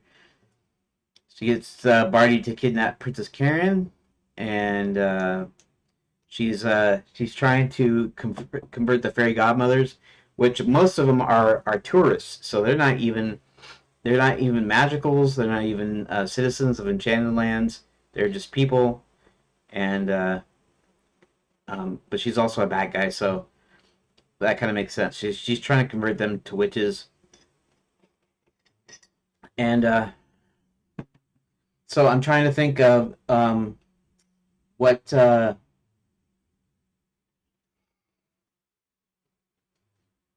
what does okay. So what does Violet do that Max got tired of? You know, does she nag him all the time? Well, I don't always think of something like nagging as a kind of a deal. Nagging is an annoyance for sure, but it's not a. I don't know. I guess since he's a bad guy, it can be maybe he can just dump her for whatever reason he feels like. But I was just trying to think of like a logical reason, basically. So a logical reason. What would be a logical reason why he dumped Violet, especially since she's doing all this stuff, handling this stuff. She got stole half of Hubert's magic and there's a couple other things I don't remember exactly. Uh, I guess seemingly under magic enchantment. Max also starts his experiments. Okay, this is back when I was doing the experiments thing. I'm not doing that anymore. So uh, after getting half of Hubert's magic, she divorced him. And I was gonna have divorce and everything in there, and I was just thinking this is kind of all ages appropriate. I know there's a few things in there like uh, werewolf eating grandma. You know, this is the old Red Riding Hood fairy tale, right? In fact, it's kind of gruesome in the fact that the huntsman comes back, and after the wolf was eating him, and he basically hacks the wolf up and then frees grandma and Red, I think, from his belly basically. So that's kind of gross for being a story for kids. I think a lot of these fairy tales are like kind of like morality tales, like you better behave or else this is gonna happen to you kind of thing. But in any case, everything I do in here is kind of this high level thing. The violence, it's not going to be gory. It's not going to be. I'm not trying to be edgy or anything like that. But some of this stuff shows up in a story, you know. Okay, so she's also training fairy godmothers to be evil witches. Arranged for Princess Karen's kidnapping. Oh yeah, and she also changed Sir William into a unicorn. So she's actually been doing a lot of things that's actually helped uh,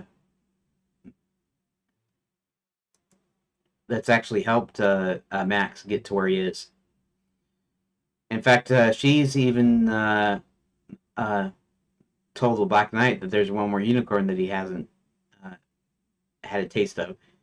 Basically, Knight, the Black Knight likes unicorn meat, and even though that's kind of gruesome, I got a few things in here that are kind of gruesome that I guess you wouldn't say are necessarily kid friendly, but I don't. I don't believe in putting in swearing, like heavy violence. Of course, this isn't going to be anyways, but I'm just saying, uh, adult situations, like I don't mind putting the love triangle thing in there, but I'm not going to go as far as like I said, like divorce or someone having an affair or anything like that. I don't want any of that kind of stuff in there. So let's see. Signs very Violet. Okay. Okay. Let's see something here.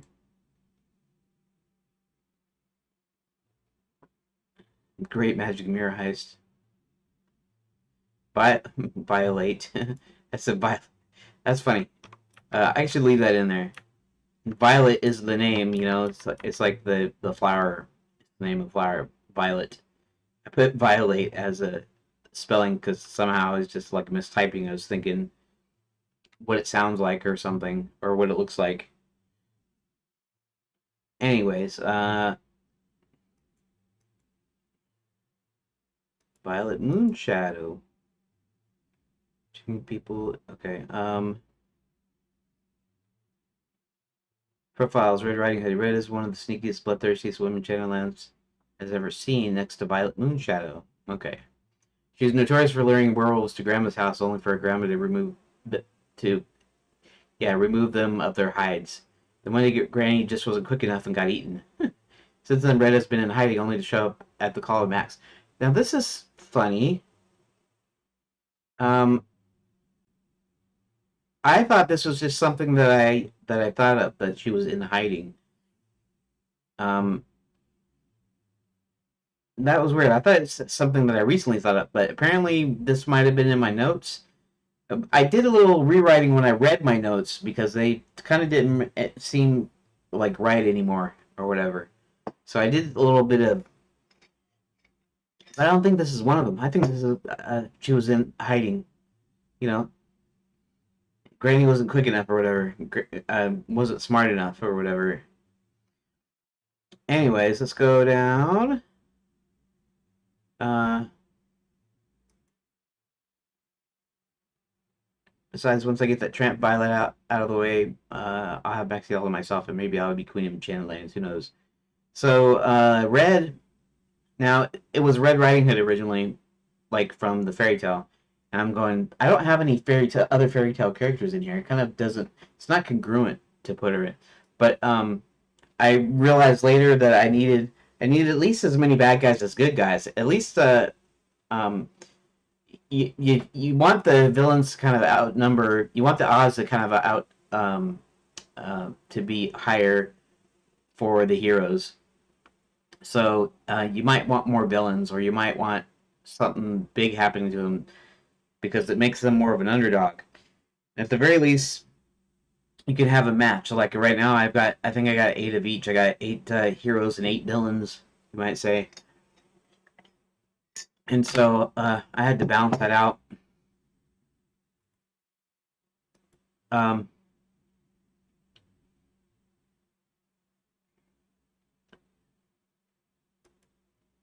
okay, Violet loves the fight. Okay, tries to get his magic back from Violet Moonshadow. Violet is now with Maximilians and resolves to get his magic back from her. Uh, okay, apparently the guy Violet shared her magic with Maximilians. Yeah, I don't know if I'm doing this. They do the share the magic thing, but I don't think she shares her magic with Max. I don't think. Like Max doesn't really need it or whatever, and that's not really important to the story. Important to the story is that he loses half of his magic and she has it, and so then he gets it back from her. So I almost wonder if today is still going to be kind of a dud. It's not a real dud though, because I still end up making progress. I still end up like saying stuff, and yeah. So I'm still coming up, like trying coming up with stuff, even if I don't add a lot of things. Yeah, I got the two things I got to do. I think I got to get Violet's story in there, and I got to get the Count's subplot, and I'm guessing that's it. Maybe.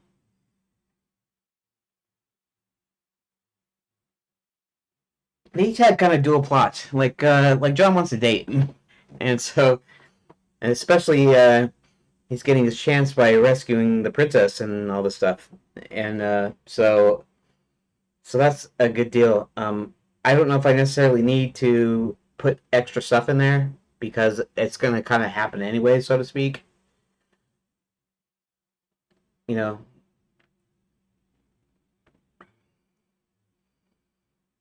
at first I had a thing where he's supposed to do something noble before she'll date him or something, but because of what the way things are going on, that's kind of a dumb deal. So as far as him wanting a date, I could reference it anytime in the game, and but it doesn't have to have an action associated with it. It could just be a thing that happens at the end.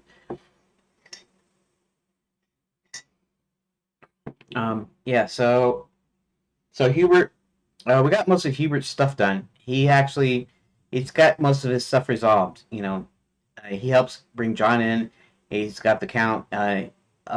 He helps all of them basically take enchanted lands back from the bad guys. And then, so John already said, um, and then Princess Karen, she was going to give a speech at Princess Prep. She ends up finding out knowledge about Max when she's captured. I might have to work on hers a little bit, maybe, because she didn't really have a subplot, not really. I think the thing that I wanted her to do is she wanted to give a speech, and so she will finally get to give her speech if everything is restored, right?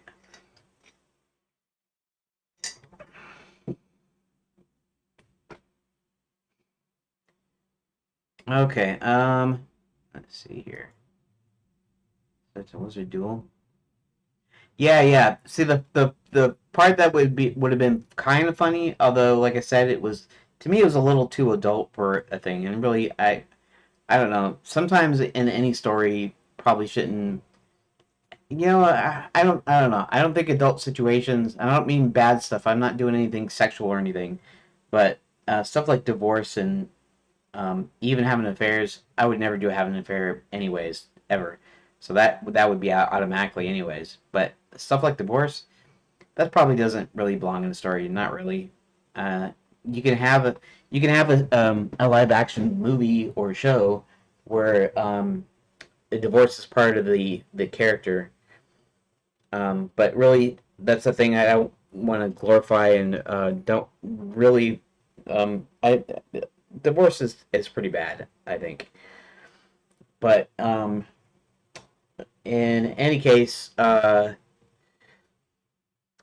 what I was going to do is they were doing a deal, and here in the U.S., what happens usually, and I don't know the actual specifics, actual legal stuff that happens, but generally in a divorce, the wife gets half of whatever the man has, or whatever they had together, or however you want to look at it, and sometimes they get some more, and then you have the thing called the prenuptial agreement, which means that they have their own assets that they get to keep. If it's shared, then they split the shared stuff, but anything that's theirs, they get to keep what was theirs before the marriage.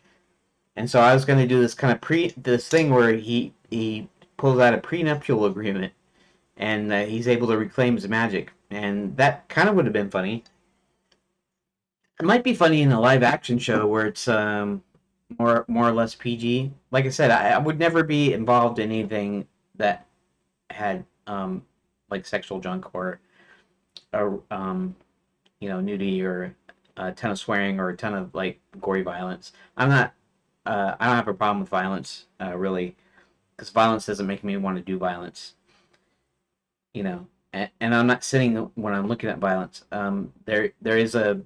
There's a thing like with horror movies with gore and stuff that you might get desensitized, and there's a lot of other bad stuff in like horror movie that goes along with it.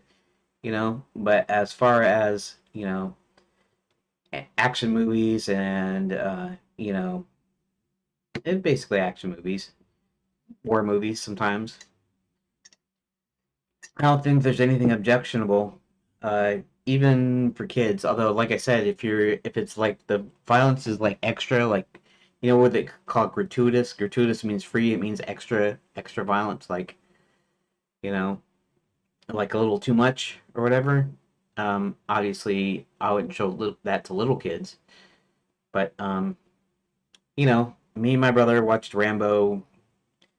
I didn't care about the Rambo movies really, and but my brother used to love that kind of stuff. He used to love the Arnold Schwarzenegger and Stallone and all those action movies. Most of them are you know, and a lot of them didn't have like sex and junk. A lot of it was just violence, basically. Like Commando. Commandos are, I used to think all of the Arnie movies were just stupid when I was a kid. I mean, I took totally uh, and when I seen the violence in some of those, I didn't. It's not like I was like weak or something, and like it bugged me. It was just when I looked at it, I looked at how stupid it was. It was stupid when their kneecaps were exploding and blood was spurting everywhere, and I thought that was just the stupidest thing. So I never cared for those movies. I thought they were dumb. And my brother loved them, and he's 4 years younger than me. So this is when we were like kids and stuff, right? Later on, I watched Commando, and Commando is just like to me one of the best action movies. It's one of the goofiest. It's goofy though. It's like kind of cheesy, and the violence is kind of over the top cheesy, and almost kind of dumb in a way. But it's like totally entertaining, totally fun to watch. You know, it's like they fire a million rounds into towards towards Arnold Schwarzenegger, and of course he doesn't get touched, and then he like hits every single enemy he shoots and all this stuff, and then they get into some of the kind of the gross like stuff, and even that's kind of it's dumb. It's almost dumb looking. It's like I don't remember exactly what it was in Commando though. It was like a saw blade or something that he chucked over, or he I don't know if he shot it or I didn't exactly know what happens, but it basically scalps some poor schmo, and that's how he dies. And, I mean, it wasn't even really that gory. They do it really quick and stuff, but it's just like I don't know. I just totally think those movies are funny and fun to watch now. Whereas when I was a kid, I thought they were just totally stupid. But there was like this flip. Anyways, I'm going off on a tangent like I always do. But yeah, I'm not, horror violence. It's usually gore, and I don't necessarily think that's healthy for people. Um, and some of I don't know some of that is just to me is just not healthy. I guess is the way I look at it. But as far as violence in a movie, it doesn't really bother me. You know, I'll be uh I'll be a little frank here, but when I see a naked girl and she's good looking, I'm like any guy, you know. I can't help but looking, right? Because some naked women and whatever. But it's like something that I shouldn't be looking at. And you could call me a prude or you could call me a whatever. But I would um it just and sex scenes and nudity and stuff kind of ruins a movie anyways. Why?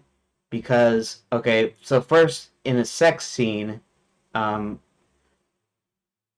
how does that work? I don't like seeing two people getting it on. I just don't. It's gross to me to watch that. It's gross to me to see people sucking face too. You know, a little kiss. And like back in the old days where it was kind of, you know, lip on lip and it wasn't like sucking face or giving tongue or whatever. I mean that's okay. A little bit of romance. That's cool and all. But I don't like looking at that stuff. And I do like looking at naked women like any guy does, right? But then I'm that's all I'm thinking about. If you have a movie and it shows boobs, what are you thinking about the rest of the movie? You're thinking about the boobs. You're not thinking about the movie, you know. I mean, some movies are really good and you can kind of get back into the story, but most of the time that's all you're thinking about. Then after that, I mean, we do this thing where we're thinking about that every 7 minutes or something. It's a thing that they studied, the scientific data that basically we think about sex like every 7 minutes or something. And for them to put something in there and me being a Christian, knowing that I shouldn't be watching stuff like that, it's not because I don't like looking at it. It's because I shouldn't be watching it. And then, like I said, it kind of ruins the movie. And then a sex scene in general ruins a movie. It's like Top Gun. Top Gun's a great movie, but in the movie they have the sex scene. It's PG. It's a PG sex scene, because they're not really showing anything. Um, I guess they're being classy. I don't know what you call that. But for years, I didn't like Top Gun just because of that. When I was a kid and watched Top Gun, I didn't like that. I didn't like the movie because of that scene. I liked the planes and stuff. That was cool. I liked the music and it's a cool movie. But that scene in the middle just totally ruined the whole movie for years and years. I couldn't watch it. I just thought it was horrible. And then I watched it later, and the movie itself is really good and stuff. And it's just like, no, don't put that crap in there. Just don't do it. I want to be entertained, and I don't want to think about stuff I shouldn't be thinking about, and that sort of thing. But anyways, all I was trying to say is, before going off on that tangent, is I don't want to put any of this kind of stuff in my stuff. I just don't, and I won't, obviously. But if I was doing a live action comedy and it was like PG, I say PG because, like I said, I wouldn't be doing any kind of sex comedies, even if it was a PG-13. The rating doesn't really matter that much, but the content. So in kind of a PG, just some situations and things. This would actually be pretty funny. That the thing that gets him that helps him with his magic is that he pulls out a prenup, and um, instantly the magic comes back to him um, because they get divorced or whatever. So yeah, so that's I guess I just started on that because I was going through these notes here. So anyways, I'm sure nobody really cares about that or my views or whatever, but uh he would decide to go after Violet together. That's interesting too. This is a part of the older notes too. After telling them all that transpired with Sir William, uh, yeah, Princess captures Sir William, and that's why I use these old notes anyways because I still do that. I still run through it and use the old notes. But Princess captures Sir William as a unicorn, and then finds out that they can communicate. That Sir William understands her, and then Hubert casts a spell, but it just doesn't turn him back into human, but allows him to speak to them. So this, uh, Sir William and Hubert decide to go after Violet together. Well, they still do, but the way I wrote it was a little different. Actually, he didn't stay up there. He could have confronted her with Hubert because he was just like her, but Hubert can actually turn him back, but he's got to get his magic back first. So he does. He takes control of the knights, right? Okay. So let's find more Violet. Uh, Maximilian's. See, now I have this as a plot outline here, and like I said, the story you're about to tell is supposed to happen at the kind of the penultimate, the most important moment in the story. You're telling the most important part. That's why Star Wars starts out with the Death Star plans, putting the Death Star plans into R2, and then taking off for Tatooine, and Darth Vader coming in to get the plans from Princess Leia. That's the really important. They don't show you all the stuff. I know Rogue One did, but they don't show you all the stuff that happens up until getting the plans. You know, Princess Leia gets the plans. Um, they don't show you that in the original movie because that's not important to the story. how to say it? It's important, but it's not the most important thing of the story. The most important time is when they finally got the plans, and now the Empire's after them, and so now the stakes are raised, and uh, they have to get the Death Star plans back to the Rebel Alliance, right? So that's the important part in the story. That's even why he started with Episode 4, you know, because he was thinking of supposedly he was thinking of the old movie serials, and that it was in the middle of the deal. Um, so so in the story here, I know it's still a game, but in the story here, the most important moment here is uh when how do I say it? When they close down the when they close down the Enchanted Lands, um, I should say the most important moment here is when basically when Max starts his plans. And actually, what it is it's when Enchanted Lands is in the worst condition that it's ever been in. You know, people disappearing. Max coming back, things happening. Knights training with real weapons at Knights Academy. The fairy godmothers being taught as witches, and the dragons they turn hostile, start burning down villages and things, and not really conducive to a nice tourist experience, right? For a tourist resort. So this is kind of like this is like where they're at the pits. They're at the most if Hubert doesn't do something soon, then all is going to be lost, and Max is going to succeed. And even though he doesn't know that Max is in the land yet, it's only there's some rumors, so he has some ideas, and things just turn really bad. And so this is kind of the main moment here. And why was I saying that? I have no idea. I always do that. I got the ADHD thing going on. But Max gets Violet to turn the.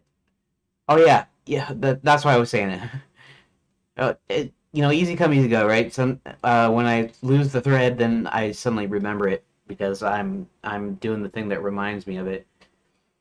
Okay, so this main plot outline here is actually showing the start, and really we want to plunge them right in the middle. It's not actually literally the middle of the story, but it's when things have already gone bad when we start introducing the characters. He gets back in the realm. He disguises Maximilian's billionaire playboy, replaces the real king with a puppet one, has the puppet king close the lands, including the schools, like no one in or out. Realizing Hubert might be a problem because he was a problem the last time, he gets Violet to still have his magic. Max starts his minds back up again, and I was gonna do this experimenting. Like I said, a little bit of gruesome. The deal with Grandma and Red Riding Hood and stuff, and the wolf hides and all that. But this was also kind of dark because he's gonna do experiments. He's gonna inject him with Quicksilver and all this stuff, and I'm going. I'm trying to do a fantasy comedy adventure, uh, like a cartoon sort of that's all ages appropriate. I'm kind of going, yeah. I think I think torture and I think human experimentation and stuff is a little too dark for something like that. So I combined it to just abducting people to work the mines, which is there's movies and stories and stuff where people get enslaved, and that's not usually like a super dark story. It's just how they get out and stuff. But okay, so Max gets Violet to turn the Knight Sir William into a unicorn, sets the Black Knight to hunt him. Okay, let's see here. Max Red mysteriously disappears, and Violet gets her army of witches ready as they all get moved to the portal location. Okay, so trying to turn the fairy godmothers into witches doesn't work. In fact, they're freed. So Violet probably still has an army of witches behind her. She's just making more, I think. And she could be instrumental to the witches helping Max. But maybe I don't get too deep into that. Okay. Violet wishes to rule with Max, and her only job is to train would-be fairy godmothers to be witches so she can add a witch army to Max's other minions. Subplot: Violet wants to get rid of Red Riding Hood as she's jealous of what Red and Max used to have together. So that's kind of already built in, but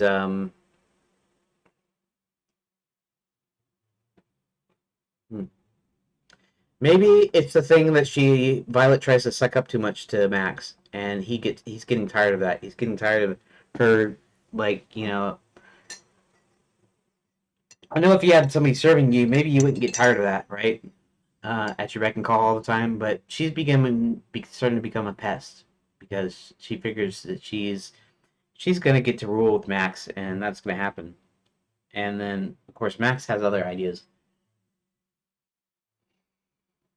So I'm actually trying to come up with Max's subplot, which has to do with getting rid of Violet um, when she's done doing what he wants, and then wanting to be with Red, and then um, if he learns, I'm not sure if he's going to learn. I think he's going to learn though when he learns that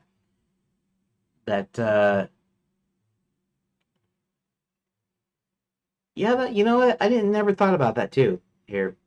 So he's going to find out that Violet got Kurt to take care of Red, right? So now he likes her a lot, and so now he doesn't. He found out who did it, and so now he's mad at her. So maybe may, coffee grounds, coffee grounds. Sorry. Uh, um.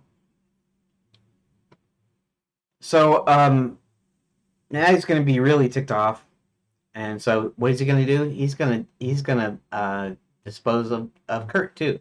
So maybe Thorn, which is like a third in command, maybe Thorn becomes the leader of them, or maybe yeah, or something. We'll see. So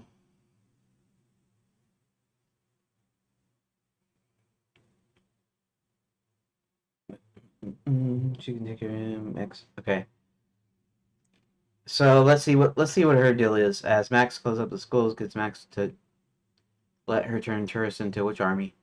Uh, she also tells me she can take care of Hubert. She gets Hubert to share his magic with her, then turns and shares hers with Max. I don't think I'll do that. She'll just have Hubert's magic. I also made it kind of a voluntary thing too. In other words, you don't have to share your magic with anybody. That's just kind of the thing that they usually do, and they usually do it with their fiance, or they usually do it after they're married. And she convinces them to do it before they're married, which she never intends to actually marry Hubert. Let's cast a spell on those tourists who wanted to be fairy godmothers. Um,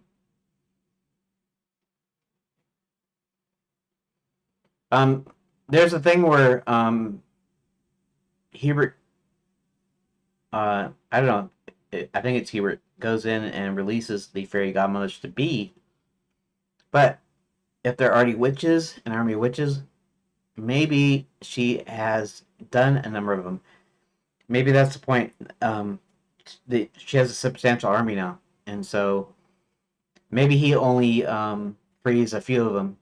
Maybe there's only a few of them left there, and he frees them. She gets Hubert. Okay.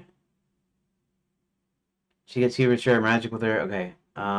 She turns Sir William into a unicorn. See, this too is all about what kind of happens before.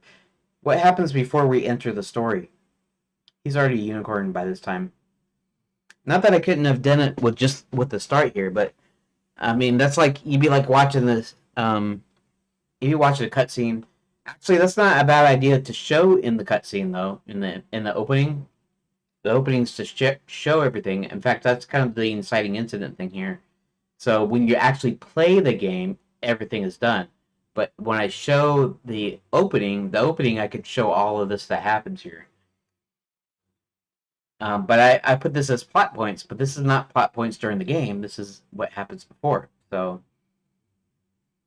she turns Sir William into a unicorn, posing as a little beggar lady. Max offers her a realm of her own to play with. She also manages arranges for Max and Barty to meet up. So she facilitates their meetup, but then again, when we start playing the game, they already know each other.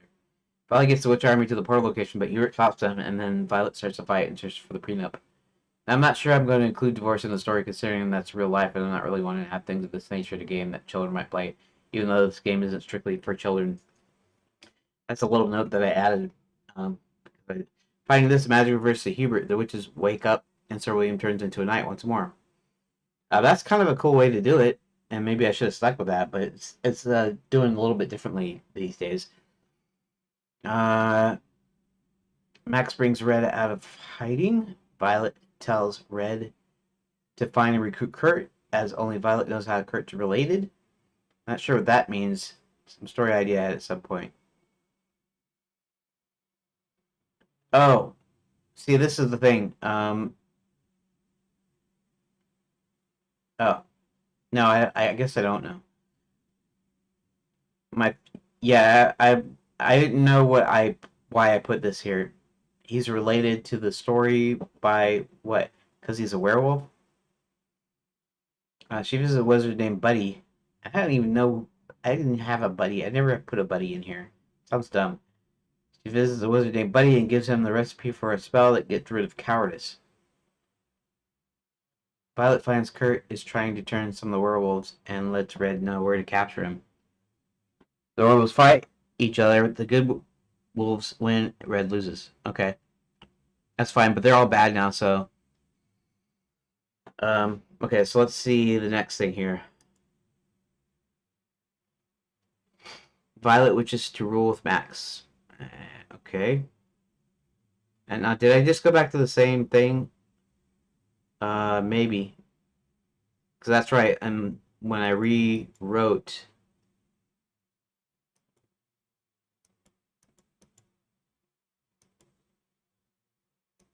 yeah,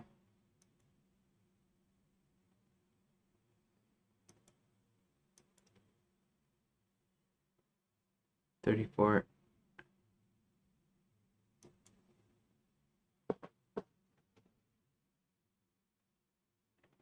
Kirk catches up to Red and is never heard from again. Should I add one more thing? Oh, that's Red's plot outline.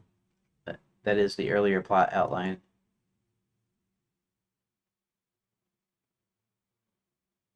Violet soon is replaced by Max's side.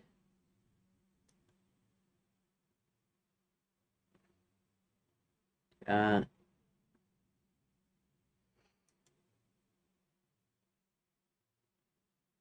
Making demands instead of requests. Hubert. She was wonderful, magical. Okay. She turned into another person. She, very strange, cold, making demands. She left me. Things started to go awry. Okay. Violet Moon Shadow actually makes plans with Max. I simply carry out the orders.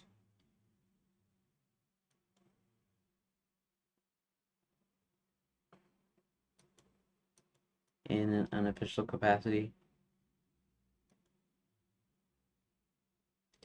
Uh, I love seducing wizards, stealing half their magic. So I pretend to love them, and then they give me part of their magic. I leave without explanation, then I find someone else to do it again. I've amassed quite a bit of magic already. It's made me very powerful. It's also fun for me. I had found a new target, what I thought was a young, naive, but behind the years junior wizard. When I started working my magic, he very quickly caught on to what I was doing, but instead of throwing me out, he asked if I wanted to join him. So did you not at first? I was watching him closely, and he started telling me of his plans to conquer all the realms, and it looked like a really solid plan. I saw what he accomplished already and had a new respect for him. Eventually, he won me over with his ambition and dreams of avarice, and I have been with him ever since. How do you fit in his plans? Well, the one wizard who could possibly thwart his plans is a man named Hubert, so I managed to get half of his magic. Let's remove that like that. Also, one of the best knights of the kingdom, Sir William, but his ego was so big I used it against him and turned him into a unicorn. It's quite a shame, really. Sir William was so handsome and strong. I could have done so much with that ego of his. But last I'm with Max. I also arranged for purchase carriage kidnapping through Barty. I'm also training.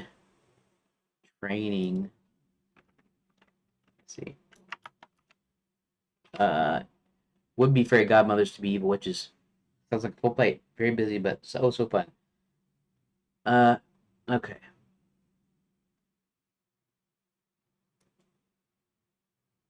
Hubert tries to find Moonshadow to give him his magic back. Hubert finds Violet shacked up with Maximilians. Violet shared her magic with them. Violet joining Fairy God College. Uh, helps free the wannabe Fairy Godmother to face Violet alone. Hubert gets in castle with Max, where is with Violet in tow, and proceeds to cast a spell and restores magic back to him. Violet's forced to work at Fairy God College as the subject for spells. Face to face with Violet Moonshadow, the princess gets questioned. That's back to her room. So apparently there was going to be some sort of interrogation by Violet. So Violet was going to interrogate the princess, presumably back then, to get the idea of how to imbue magical non-magicals with magic power, with magic, whatever. Violet Moonshadow.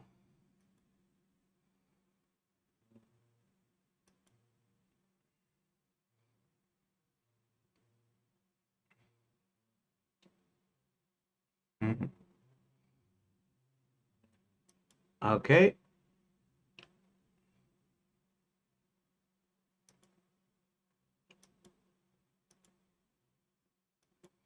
Huh. Violet Moonshadow is also back. Violet is forced all the would-be fairy godmothers to try and see evil witches.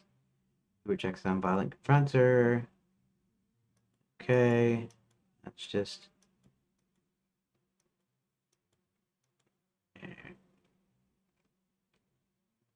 Hmm. Okay, so this still. Alright. I'm almost feeling like I'm not going to get anything done today because it's already 3:30, and at the most I got is another hour here. And maybe not even that, depending. But, I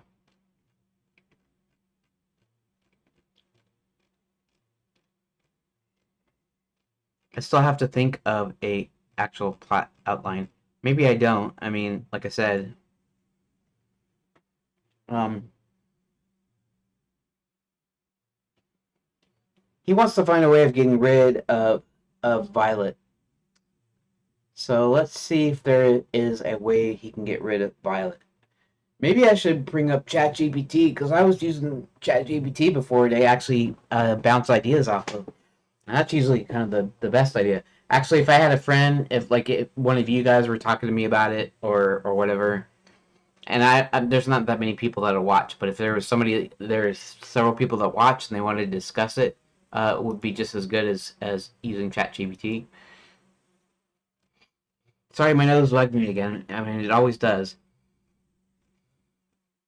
You know, it's I mean, we're no longer in winter here in Central Florida, so now we're back to back to spring here. Game overview summary. That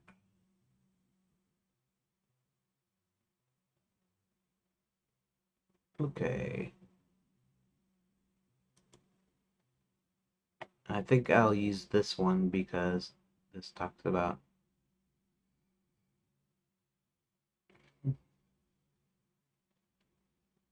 So right now I've got all Kurt and Red worked out. So now I'm going back to Max and was figuring out a subplot for him, which after reviewing my notes amounts to finding a way to get rid of Violet Moonshadow because he's basically getting tired of her.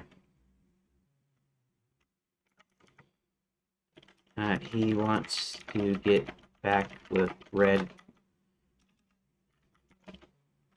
so he needs a way to get rid of Violet. However, Violet ultimately gets rid of Red, which still leaves Violet.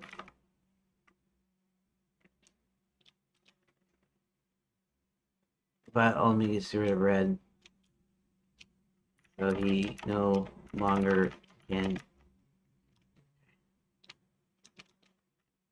But I still need to find a way to remove Violet from the story, basically. Okay, let's see what ChatGPT says. I don't usually take, I mean, occasionally I'll take a name or something and I'll do a suggestion from it. But most of the time I just use it for ideas to bounce off of and it works pretty well. So we'll see if it comes up with anything, if it can come up with anything.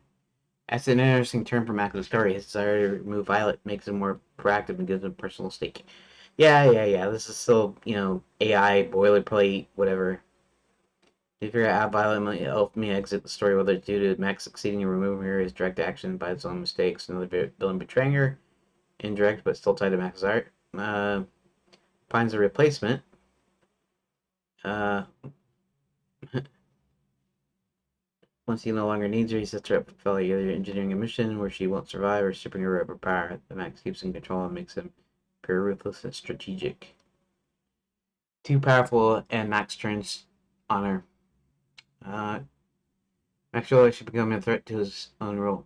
You might, that's another thing. I was gonna do a thing where you got tired of her, but maybe not. Maybe that is what, because I have in one of the deals of her backstory is basically she has a habit of doing this to other wizards, and by taking half their magic, so now she's the master's great power. She might even be more powerful than Max, and he can't have that. And ultimately, he doesn't have that. Even if she's more powerful than him, he's still smarter. He's still more calculating than she is. Um, so maybe that's the deal. And maybe it's a kind of, well, I don't know if I should do that. It might be a little too deep, but where she does a thing where she's only trying to please Max, because she thinks she's gonna rule with him, and what he's thinking is that she's getting more power than he has, and she needs to be removed. Um,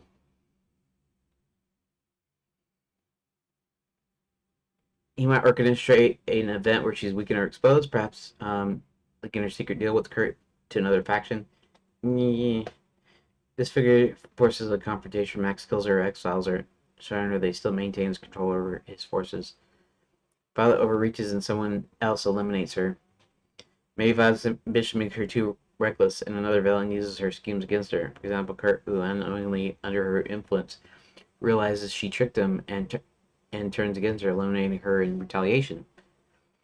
Alternatively, another powerful enemy, perhaps the hero, exploits a weakness in her magic and defeats her. This lets Max wash his hands of her without directly acting, making it seem calculating but not overly cruel.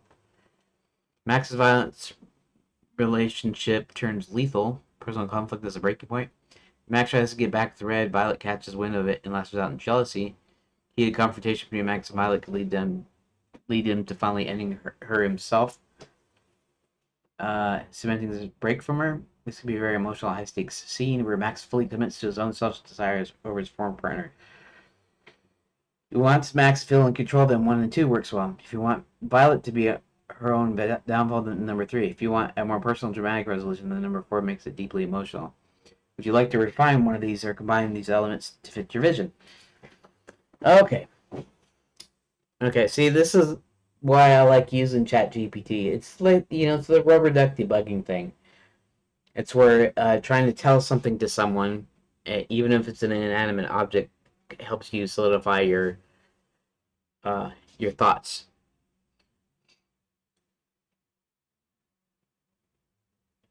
Hmm.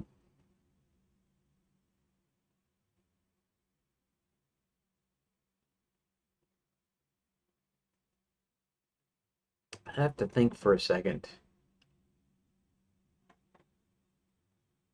But it becomes too powerful. That could be a thing. Um,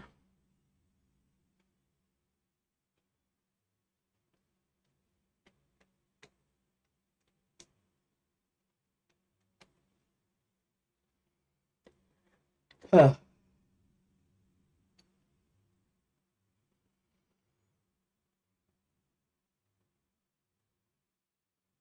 Limiting her retaliation. He got rid of Red. I don't think he's bound to her by the totem of leadership, and so he's bound to her that ways. So Kurt wouldn't turn on her that for that reason. Um, gotta think. I gotta have some of this done today. Have this part done today. Mm,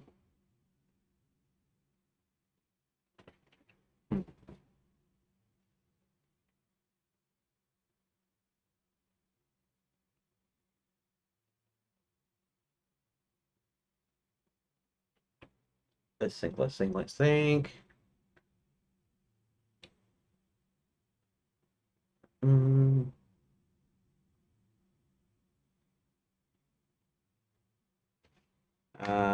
can you come up with any other alternatives? Maybe it'll do it.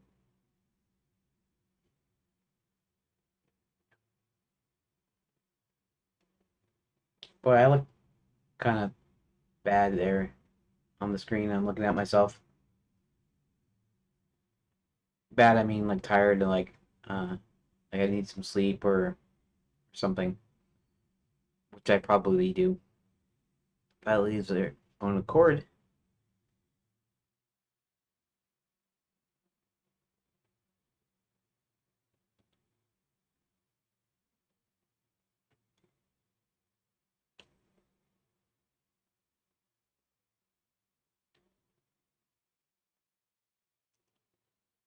Manipulates magic recklessly. One of her spells, rises out of control and consumes her instead. One of her own allies. Put it karma for a manipulator. Maybe someone she once manipulated, like Kurt, right while you're being a minor character, realizes her deceit and strikes first before she can use them again. Kurt might discover she was controlling him. Turn on her.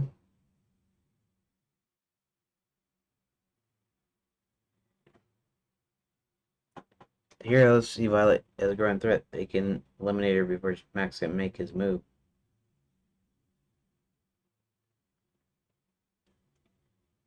Hmm.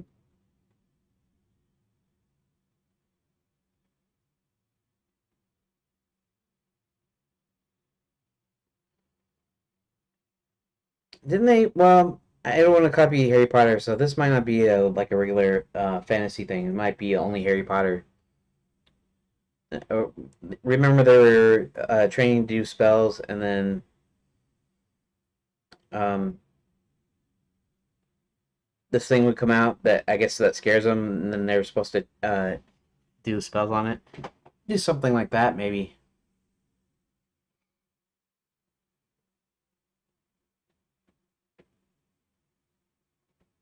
I don't know what I was thinking when I said that, though. Um,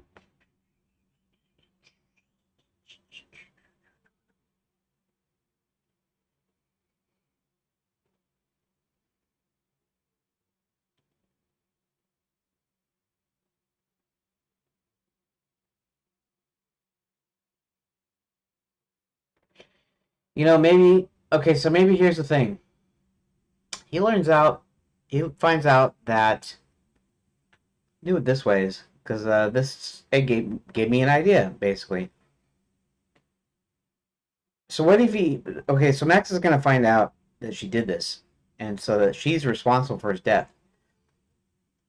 So he gets Kurt. He goes. They go to the Wolf Village. He confronts Kurt, and he asks him if she instructed him to get Red, and he has no reason. I mean, being a bad guy, he might could lie, but he has no reason to lie. So he just says outright. In fact, he's more powerful now because Violet made him more powerful. And so he just answers him at point blank, yeah. Um, Before she would help me become leader, um, I had to dispose of Red. And then Max kind of decides that that is a punishment he wants to inflict on her now. That that Kurt actually has to dispose of her. Um, but then there's a totem of leadership, and Kurt is bound to hurt, to her. So that means he can't do anything to her.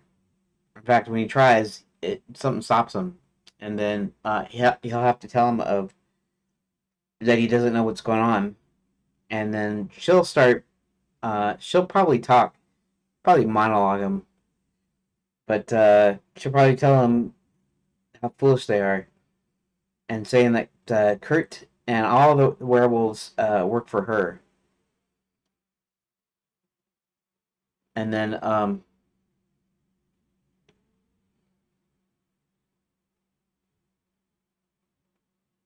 she tells Kurt to go against Max to eat him or whatever to attack him, and maybe he well it's a lot of talking, but maybe he talks to Kurt and says, if you want to be free from her, all you have to do is give me the totem of leadership, give me the staff, and she doesn't want him to do that, and he says do it, and I don't know, some sort of struggle maybe. He pulls it out. She tries. Hmm, there's a thought, too.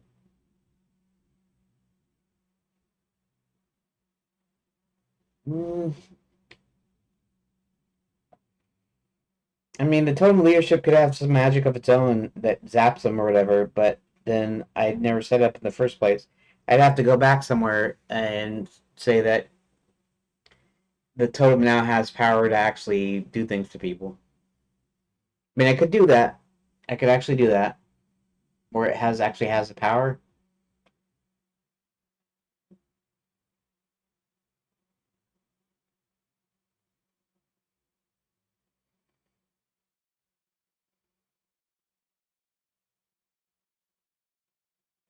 Yeah, you know what? I could do this. This is kind of funny. Actually, be super serious for this game, but I might do it anyways. Okay, so this is how it works, right? I have to go back and set it up. I have to actually add a little extra thing. Maybe I'm not sure. Maybe in the plot outline. So this is what happens. What happens is the the totem of leadership. Okay, she says nothing about giving the totem of leadership to anybody.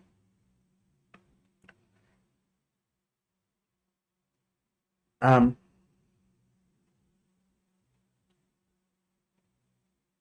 see something. Let me think.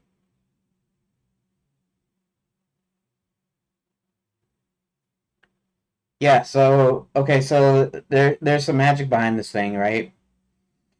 And maybe Max knows a little something too about it. And Max says the totem of leadership will only blind you. Maybe he knows the kind of spell that she used too. This spell only binds you to her. As soon as you as soon as you uh, pass the totem of leadership on to somebody else, you won't be able to do anything. And so Max gets Kurt to pass the totem of leadership to him. And he's going, you can take a chance because this is still of his own free will, so you can still do it. And she has no power. So maybe he tells him, all you have to do is pass it on to me. If you trust me, uh, I will let you still lead the werewolf army, and I will return the totem to you if you pass it to me right now. You know, and even though he's a villain, maybe there's still some honor. Um, well, he was trying to get rid of Violet, so maybe there's no honor. Maybe it's just he's decided he's going to keep his word. Maybe because he doesn't have to do anything else. So they finally Kurt throws the totem to Max, and then he says, um, "Now I am bound to Violet. Now you can attack her." So he attacks her, and he wins. And then Max decides to go ahead and give him his staff back, his totem of leadership back. He doesn't have to because he's an evil villain. He really doesn't have to. Or maybe he doesn't anyways. Yeah, maybe that's the thing too. Because that seems more like an actions of maybe a good guy or someone that's changing. Maybe he says, "Give it to me, and I will still let you lead your wolves into battle. You'll owe allegiance to me, but at least you'll get to have your revenge on her." Well, she actually did help him out, so maybe that's a little weak too. Eh, I'm getting tired of. Oh, I got some still around here. Just tend to keep my opinions to myself, and I can't be blamed for any disasters. That's okay, Rook. I never claim to take anyone's ideas, anyways.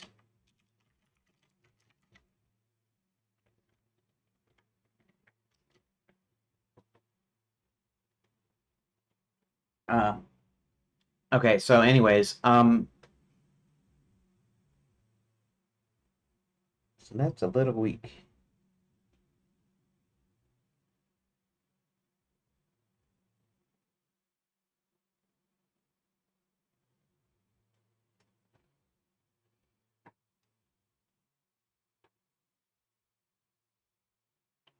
So,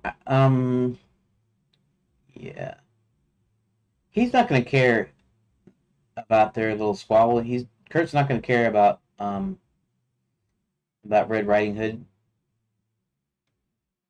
Um, Red Riding Hood, Red. Anyways, so that's not gonna be much of an incentive.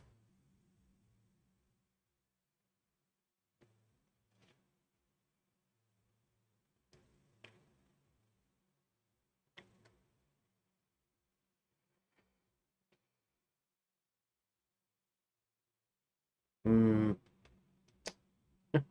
I'm still thinking.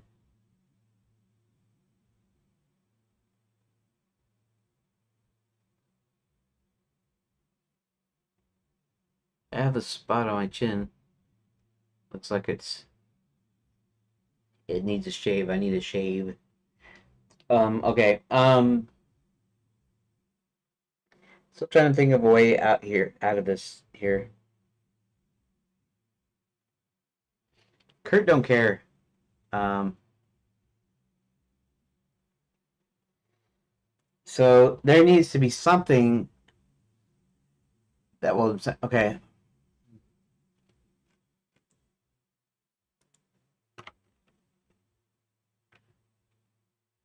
Fit of rage, dramatic and expected. Oh, one last scheme.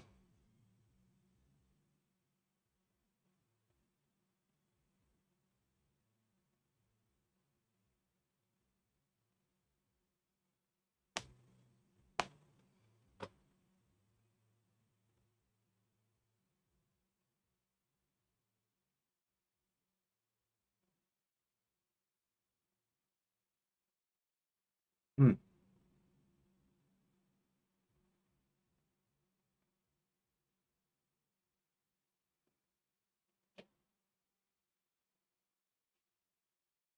Just give me a second. I'm almost there in my mind. I'm almost to a solution. Um,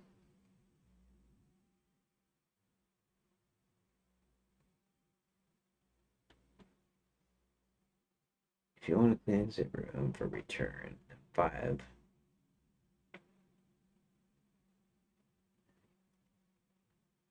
Let's see. Um, yeah, I'm sort of stuck here.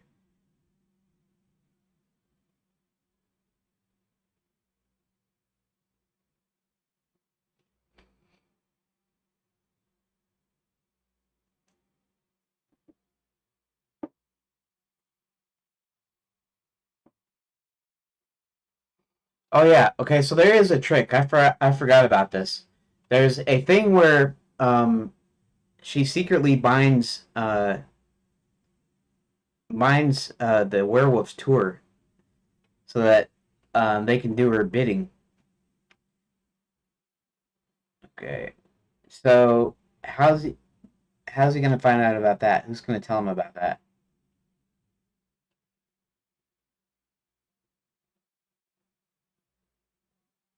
Okay, so the confrontation, right? They confront each other. He finds out that she was responsible for uh, Red's demise, and he tells Kurt to go ahead and dispose of her in the same way. But he can't because he's bound to her by the scepter. He doesn't know this until he tries to do something. Well, he wouldn't try to eat her though first, anyways.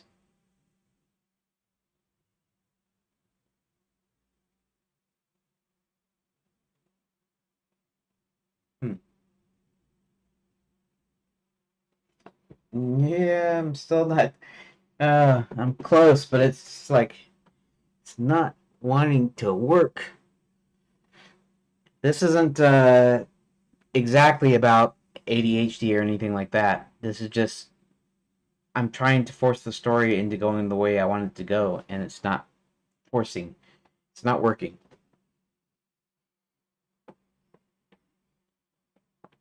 I mean, you could just kill her. I mean, that could be a thing.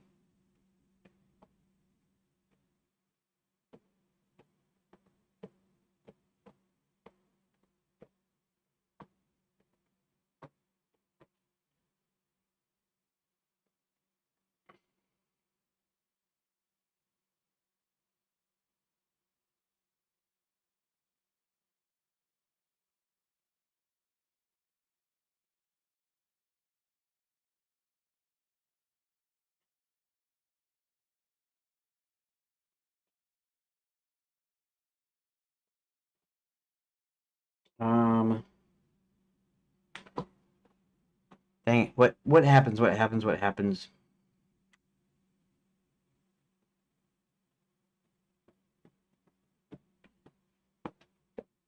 This is a hard one for sure. I need to put on my thinking cap, my thinking sign. Here, there. That way you can't see me falling asleep now. I'm not falling asleep. I'm just kidding. Uh, thinking. Please wait. Okay. Yeah, I still have the sound on. So if you're not seeing it, if you're not watching it, then you won't know that I put on my thinking sign. Okay, so he wants to get rid of Violet.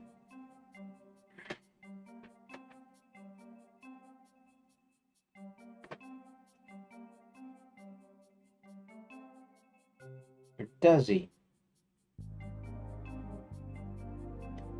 Maybe it's just the standard thing where he's thinking about dumping her and not really doing anything to her, but dumping her when when he gets everything he wants done. And hmm, let's see.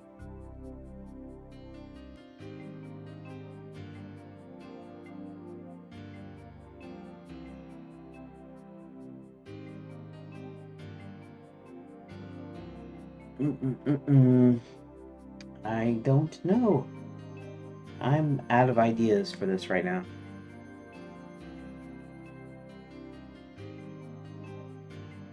So he wants to get rid of her. Does he need a reason to want to get rid of her? Normally, you have a sort of a logic thing that you do. I was just saying he gets tired of her, but maybe he doesn't get tired of her.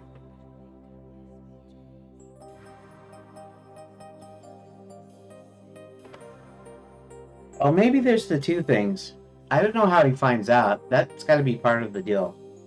But maybe he finds out he finds out about their deal. He finds out that shoot, maybe Thorn, because Thorn doesn't like Kurt either.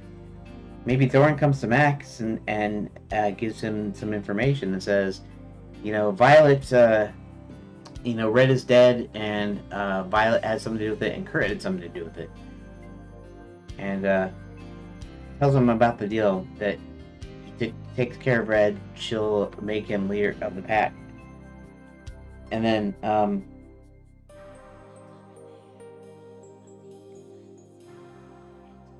or maybe he doesn't actually tell him yet. Maybe he says he's got information about him, and that he wants to be paid for this supposedly invaluable information. And then when you ask him what he wants to be paid in, he says he wants to. What is he going to do? Oh yeah, he wants to lead the pack. That he actually wants to lead the pack, and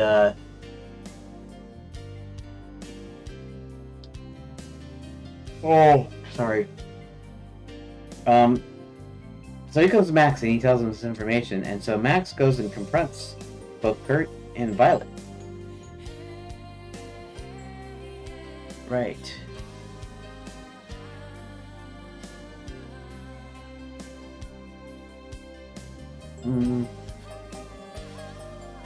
I don't know. Okay, let me put the webcam back up. Okay, so I'm still a little bit unsure.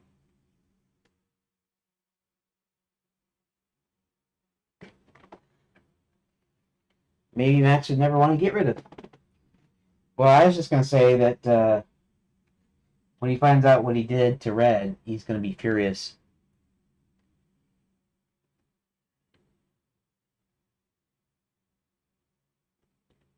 Because maybe he likes Red, and maybe it's just the fact. Maybe that won't be even in it. Maybe he doesn't necessarily want to trade Red for Violet, or maybe it's just a thing that we don't know yet. What Max's thoughts are on the matter. She just did that, thinking that Red's an obstacle. That makes Max want to turn on her, and at that time, he'd also still find out about Kurt's the one that actually did it, and then but then he doesn't get mad at Kurt; he gets mad at Red. But but then there's still no incentive for Kurt to want to go after Violet. I mean, he just doesn't. She helps him. She helps him become leader. She enhanced him and the rest of the werewolves so that they're, you know, got a lot of power, muscle, whatever, fast, strong, that sort of thing. Hmm. Well, I can't believe that I'm having such a hard time with this though. I usually don't. I usually I usually come up with something that I think is stupid, but it usually helps.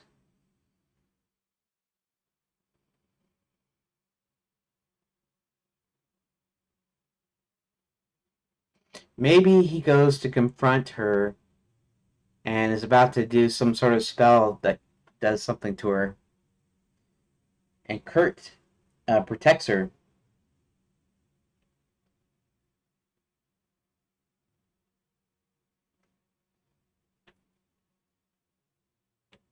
I didn't think about that.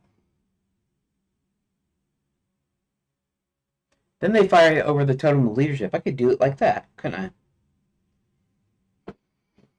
Okay. Think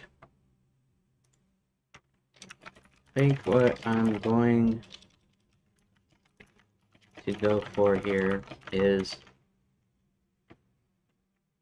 Max finds out about Violet and Kurt's deal and confronts them.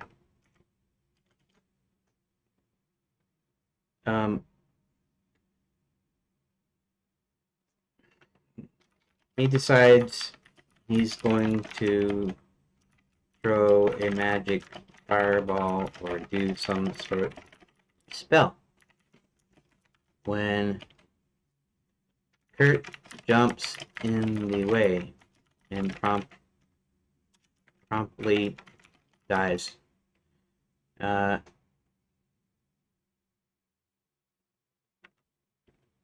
Kurt jumps in the way and promptly dies. Um, he then drops the totem of leadership. Um,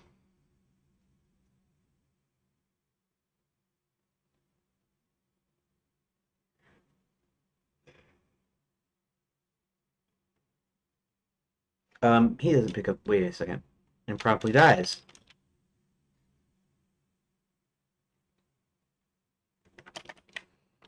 The totem of leadership is lying there, and both um, Violet and Max struggle for it, leaving uh,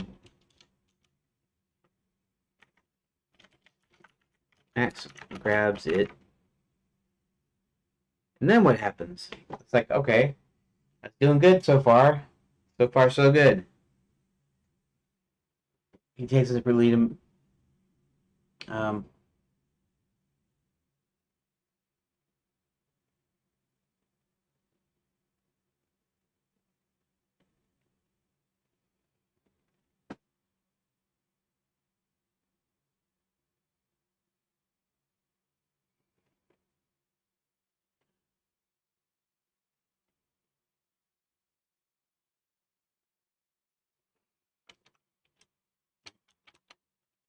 Belly grabs it and breaks it.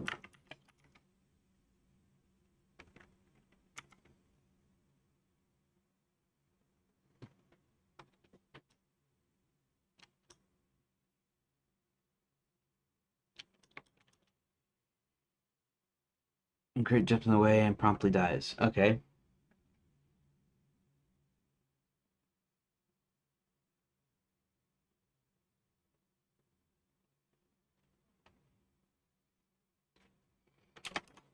Max picks up the totem of leadership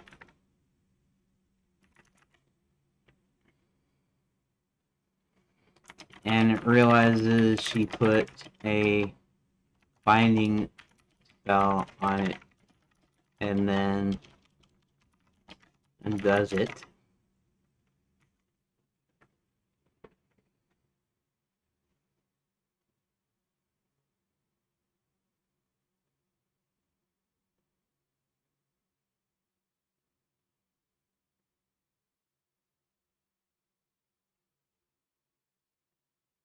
Okay. I mean, we're getting close, sort of.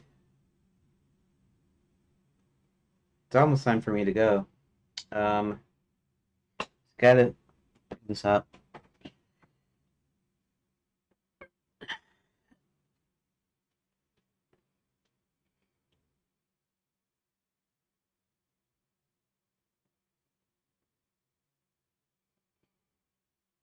Okay, we're gonna presume that maybe they're at the werewolf village.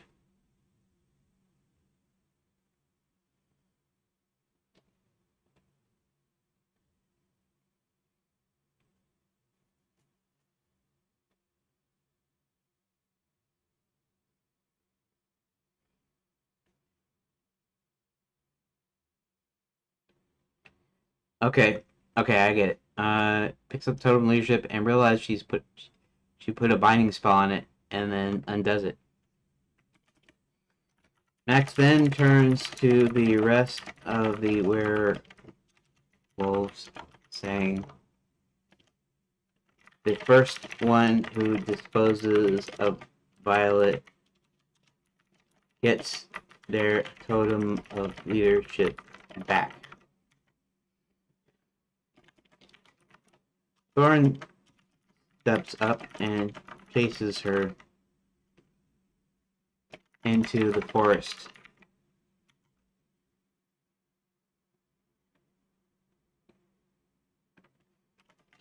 When he returns, he claims she's no more, and Max says, "I will give this back to you without enchantment if you join my army. If you join my army." Not only that, but you will get your pick of whatever realm you want to rule.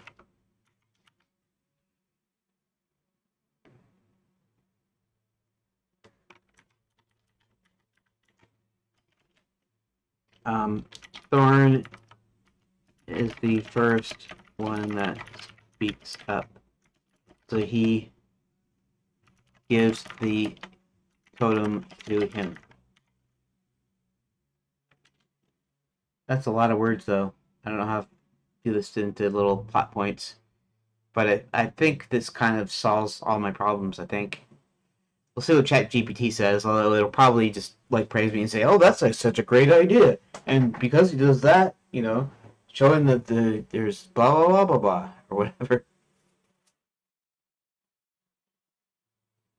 See, it works well. It gives Max the upper hand. It shows his cunning leadership and turns the werewolves into a more willing army rather than just being magically bound.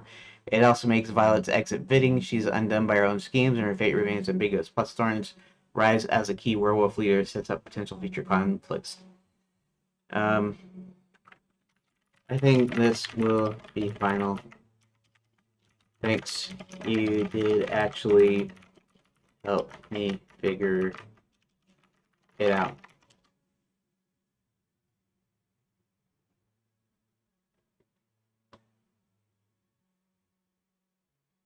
You're welcome.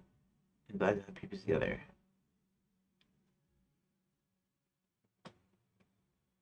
Okay, this sounds close sidebar. Um, so that works. Now I have to put that in my notes, and then eventually we'll have to put a few lines into the deal.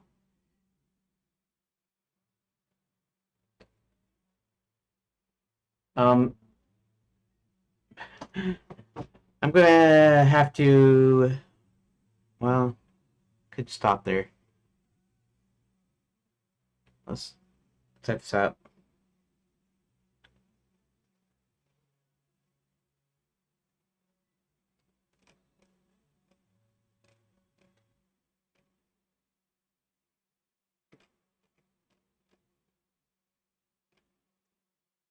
Getting tired of Violet.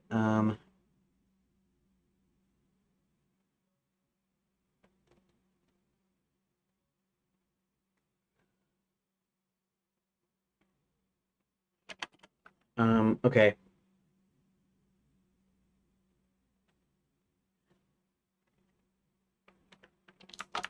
Red goes and recruits the werewolves.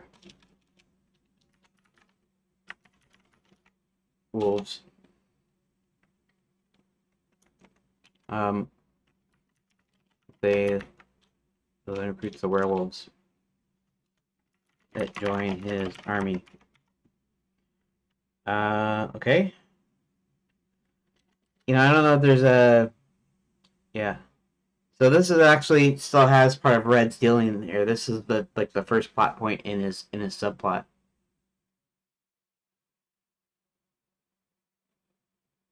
Um, he when Red doesn't come back, Max starts getting suspicious and asks a I don't know trusted servant to find out what's happened to Red, and the servant comes back and says she's been disposed of by yeah. Now YouTube's not receiving enough stupid data. I wonder if it's because Dad is actually working on. I also wonder if it's the thing. We had this thing in the mail about the we had this thing in the mail about upgrading our hardware to 400 megabits from 300. So I haven't done that yet. So maybe they're changing some stuff, and maybe that's not. I'm not getting as good a bandwidth, or maybe it's just my Wi-Fi isn't working that great today. I really should have it hooked up by network cable, but the router is too far away, so I'm using wireless, using Wi-Fi. Uh, Starts getting suspicious, asks the travel servant to find out what's happened to Red, and the servant comes back and says she's been disposed of by Kurt.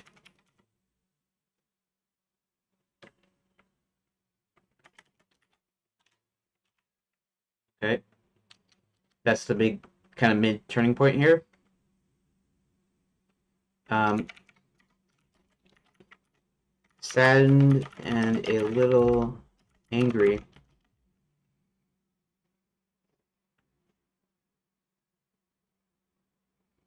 Um, what does he do? He goes to visit Violet.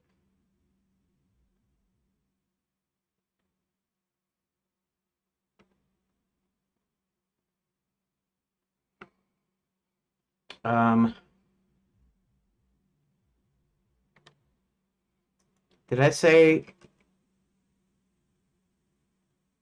Oh, okay. So yeah, okay, that's going.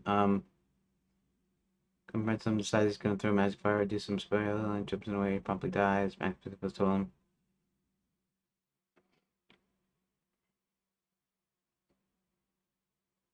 He has to. It just says he confronts him. Where does he confront him?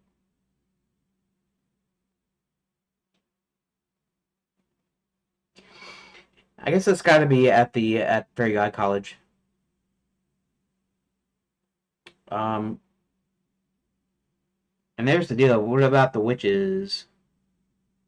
He's already got a lot of the witches working for him. So,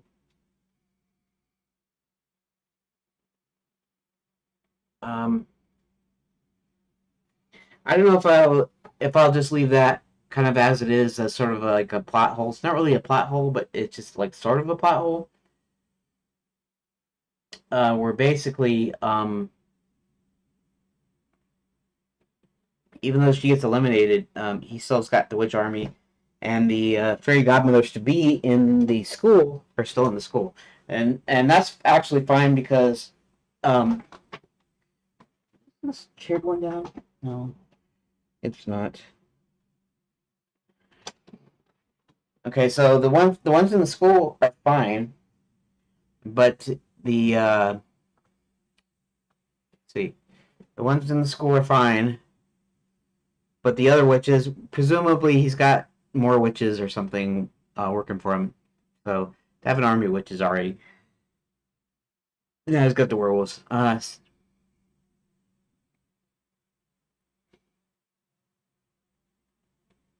Sound a little angry. He asks, okay, we'll see. It depends on where she's at, but it doesn't really matter for this story thing. He asks Violet to accompany him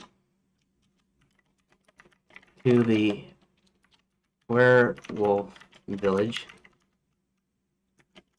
see if they can figure out what happened to Red. Violet doesn't resist, as she figures she'll do something. She'll think of something by the time they get there. Now this isn't going to be in the big main plot outline, but I'm going to do that.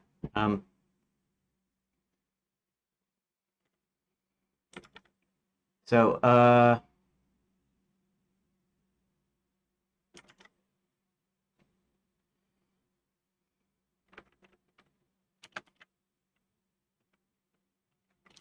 after talking to both of them, he decides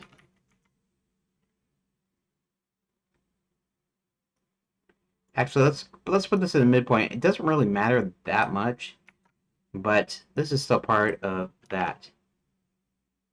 He just found out some information. It is a turning point, but here, but doesn't resist. She figures she'll think of something by the time they get there. So after talking to both of them, he decides to dispose of her with the fireball. You know, with some sort of fireball spell. Kurt jumps in the way and is killed.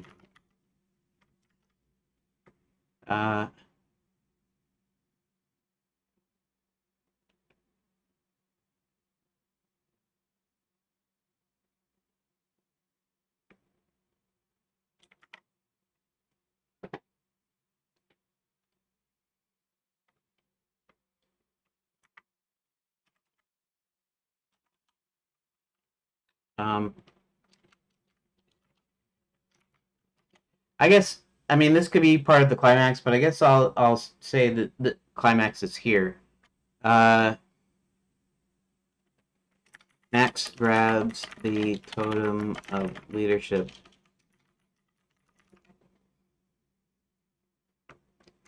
and tells the werewolves the first one that gets to her gets to keep the totem and become the new leader.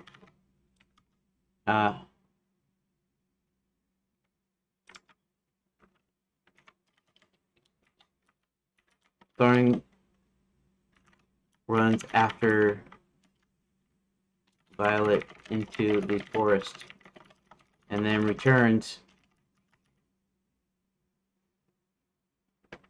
to say she's done. Yeah. Wait a minute.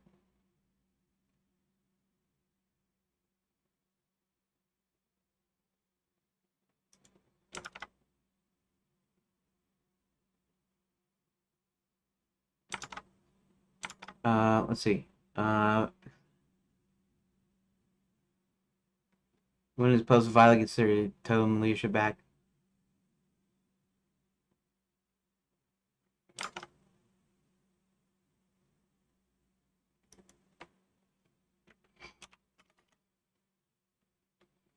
Max then says that he will only give back the totem if they join his army. Thorn agrees. Actually, he's gonna readily agree. Anyways, Thorn readily agrees. And Max gives him the staff. It's really a staff, is what this is. The totem of leadership is a staff.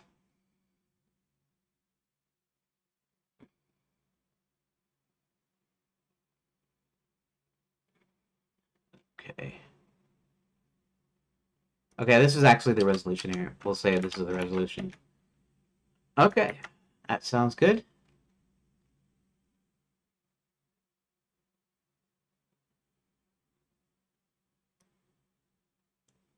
Copy. It's actually good because it actually means I actually got this done. But let's also do this.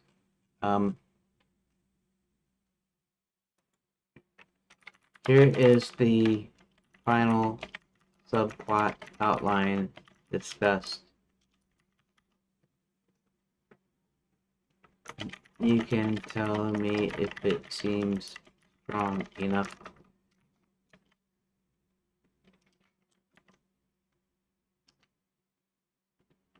We'll see what it says.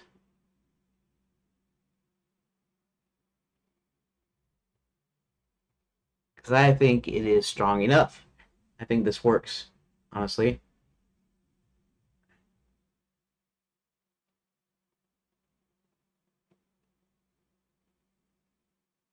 Red disappears. Max he investigates confrontation. First death, world army shifts allegiance. Max role feels proactive instead of just reacting. He takes action to figure out what happened to Red and deal with Violet. Violet's downfall feels earned. She believes she can talk her way out, but instead she gets outmaneuvered and has to flee.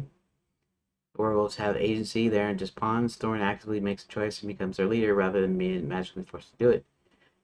Ties directly in the bigger conflict. Max gains a more willing werewolf army, setting up the role for in his larger war efforts. Possible minor tweaks if needed. Makes Max's confrontation with Violet feel inevitable. Maybe his servant doesn't just report back, but gives Max clear evidence that Violet was involved. Something directly ties her to Kurt's betrayal. This makes Max's decision to confront her feel like a culmination of clues rather than just an emotional response. Does Thorn hesitate before agreeing? He's a strong character now, but does he have a moment of doubt before committing, or is he completely ruthless? Absolutely works as a compelling subplot. It's well structured, logical, and dramatically engaging. If you're happy with it, I call it final. That looks final to me. Thanks. Okay.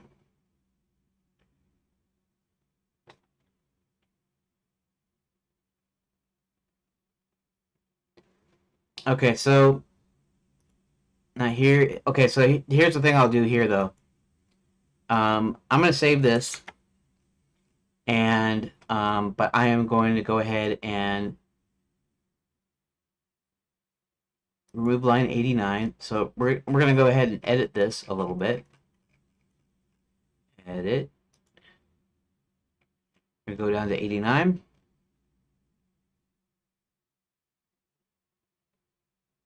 There we go.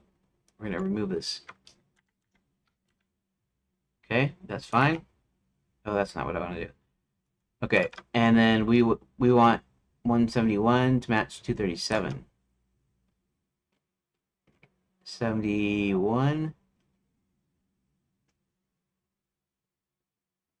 Is it 171? Wait a second.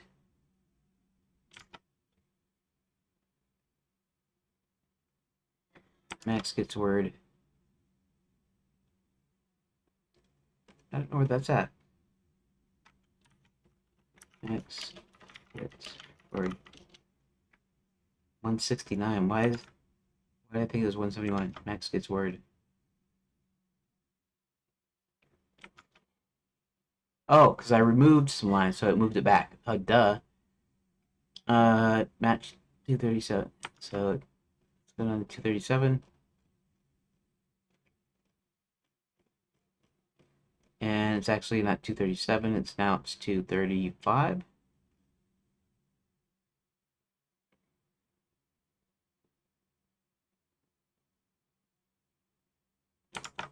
Wait a second.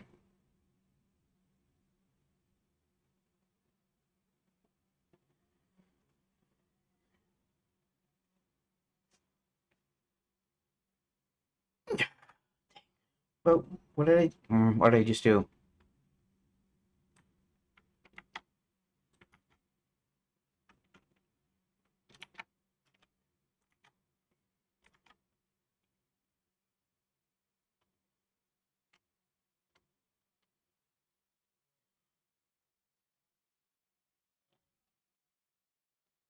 The Almost Brothers.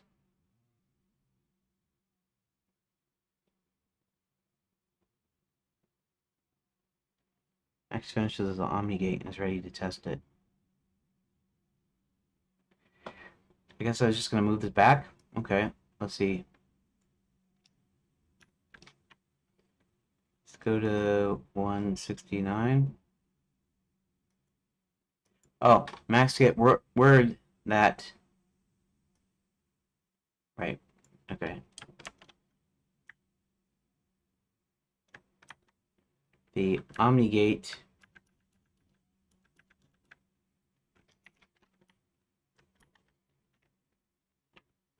is ready for what? Ready for testing.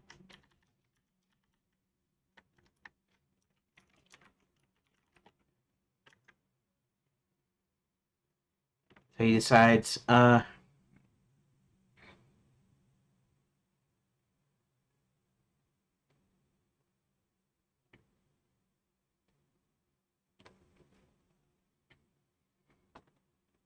does Max not leave? Okay.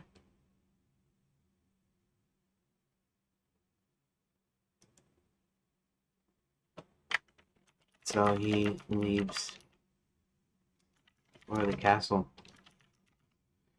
Okay. That'll work for that. Update. So now the chronology is actually okay. And what do we still got here? 95, 101 to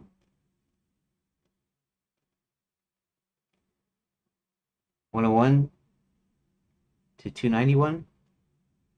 Wait a second. 101 to 201. 101 to 201 is 100. 201 to 301. That's okay. 201 to. Oh, 201 to 301 would be 200. So that's okay. So that's 90. That's actually correct. And I have to fix that one little space, I think.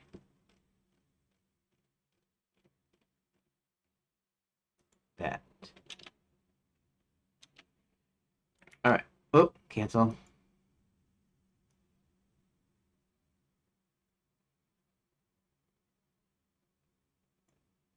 Update. All right. All right. Things are starting to go.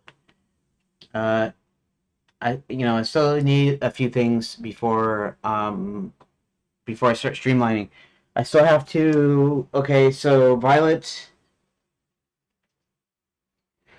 What's Max's deal? Um, Honestly, I don't actually need to put. What was I saying? That Violet had. Did she have a backstory? She did, but she was disposed of, I guess. You know what? That's actually fine. I don't need to do anything more with her because we kind of did it anyways. Oh, we did already do that though. She makes a deal with Kurt anyways. So in the fact that the other stuff was done, so now her thing is kind of filled in. I still have to work on the count.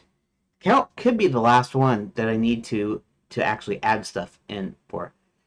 I need his deal, and I need to see if the other guys is everybody else is maybe Princess Karen. She doesn't have a subplot per se, yet.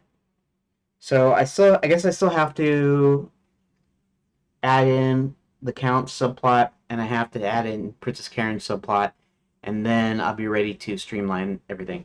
So that about does it for today. I want to thank everybody who watched and or listened, listened and or watched, or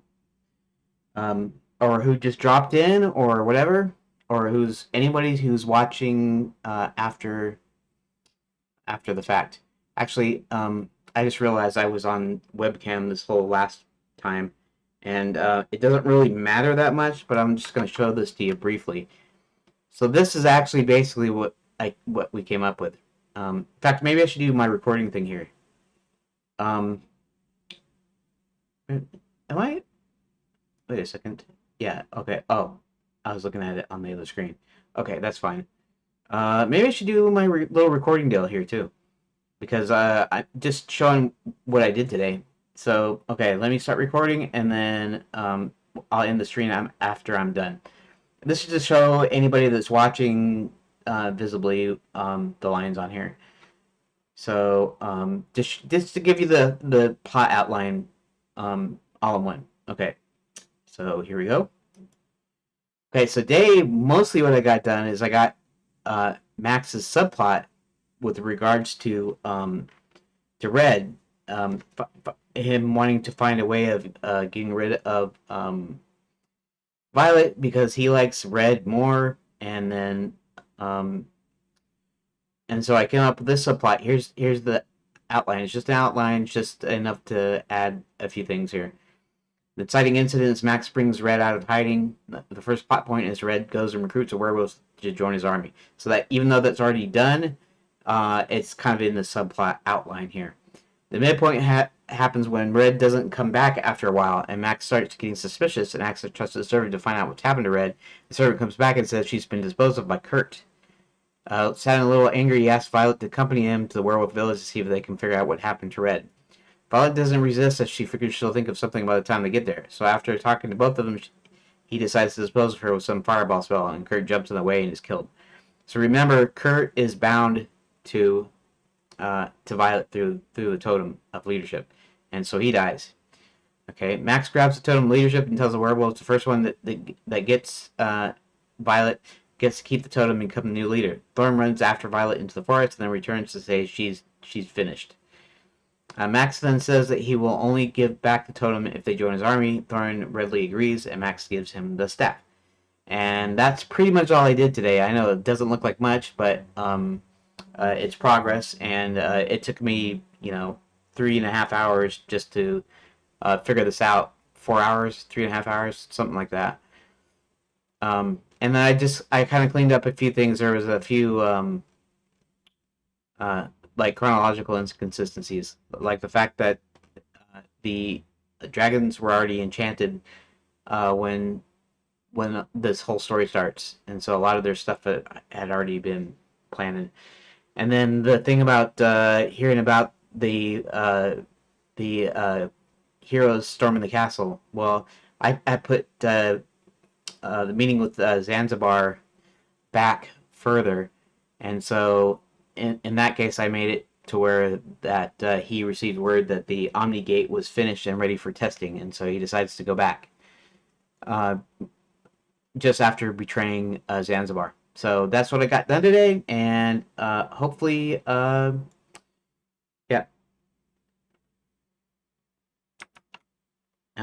Okay, so let's go ahead and do this.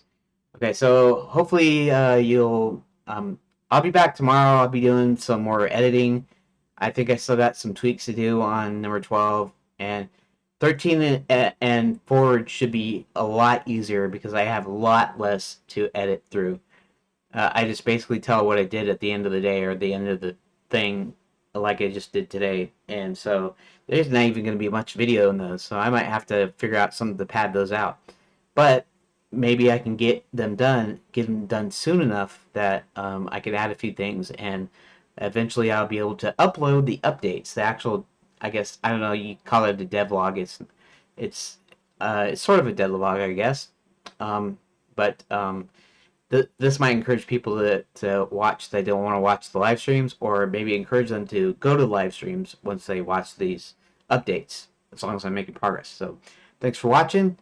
I'll see you tomorrow if you're interested in me editing in Blender. If not, I'll see you on Thursday, where we will try to finish up by adding the Count subplot and Princess Karen subplot. And then we should pretty much be good enough that I can start streamlining the big main plot outline. So yeah, thanks, and I'll see you later. Thank you for watching.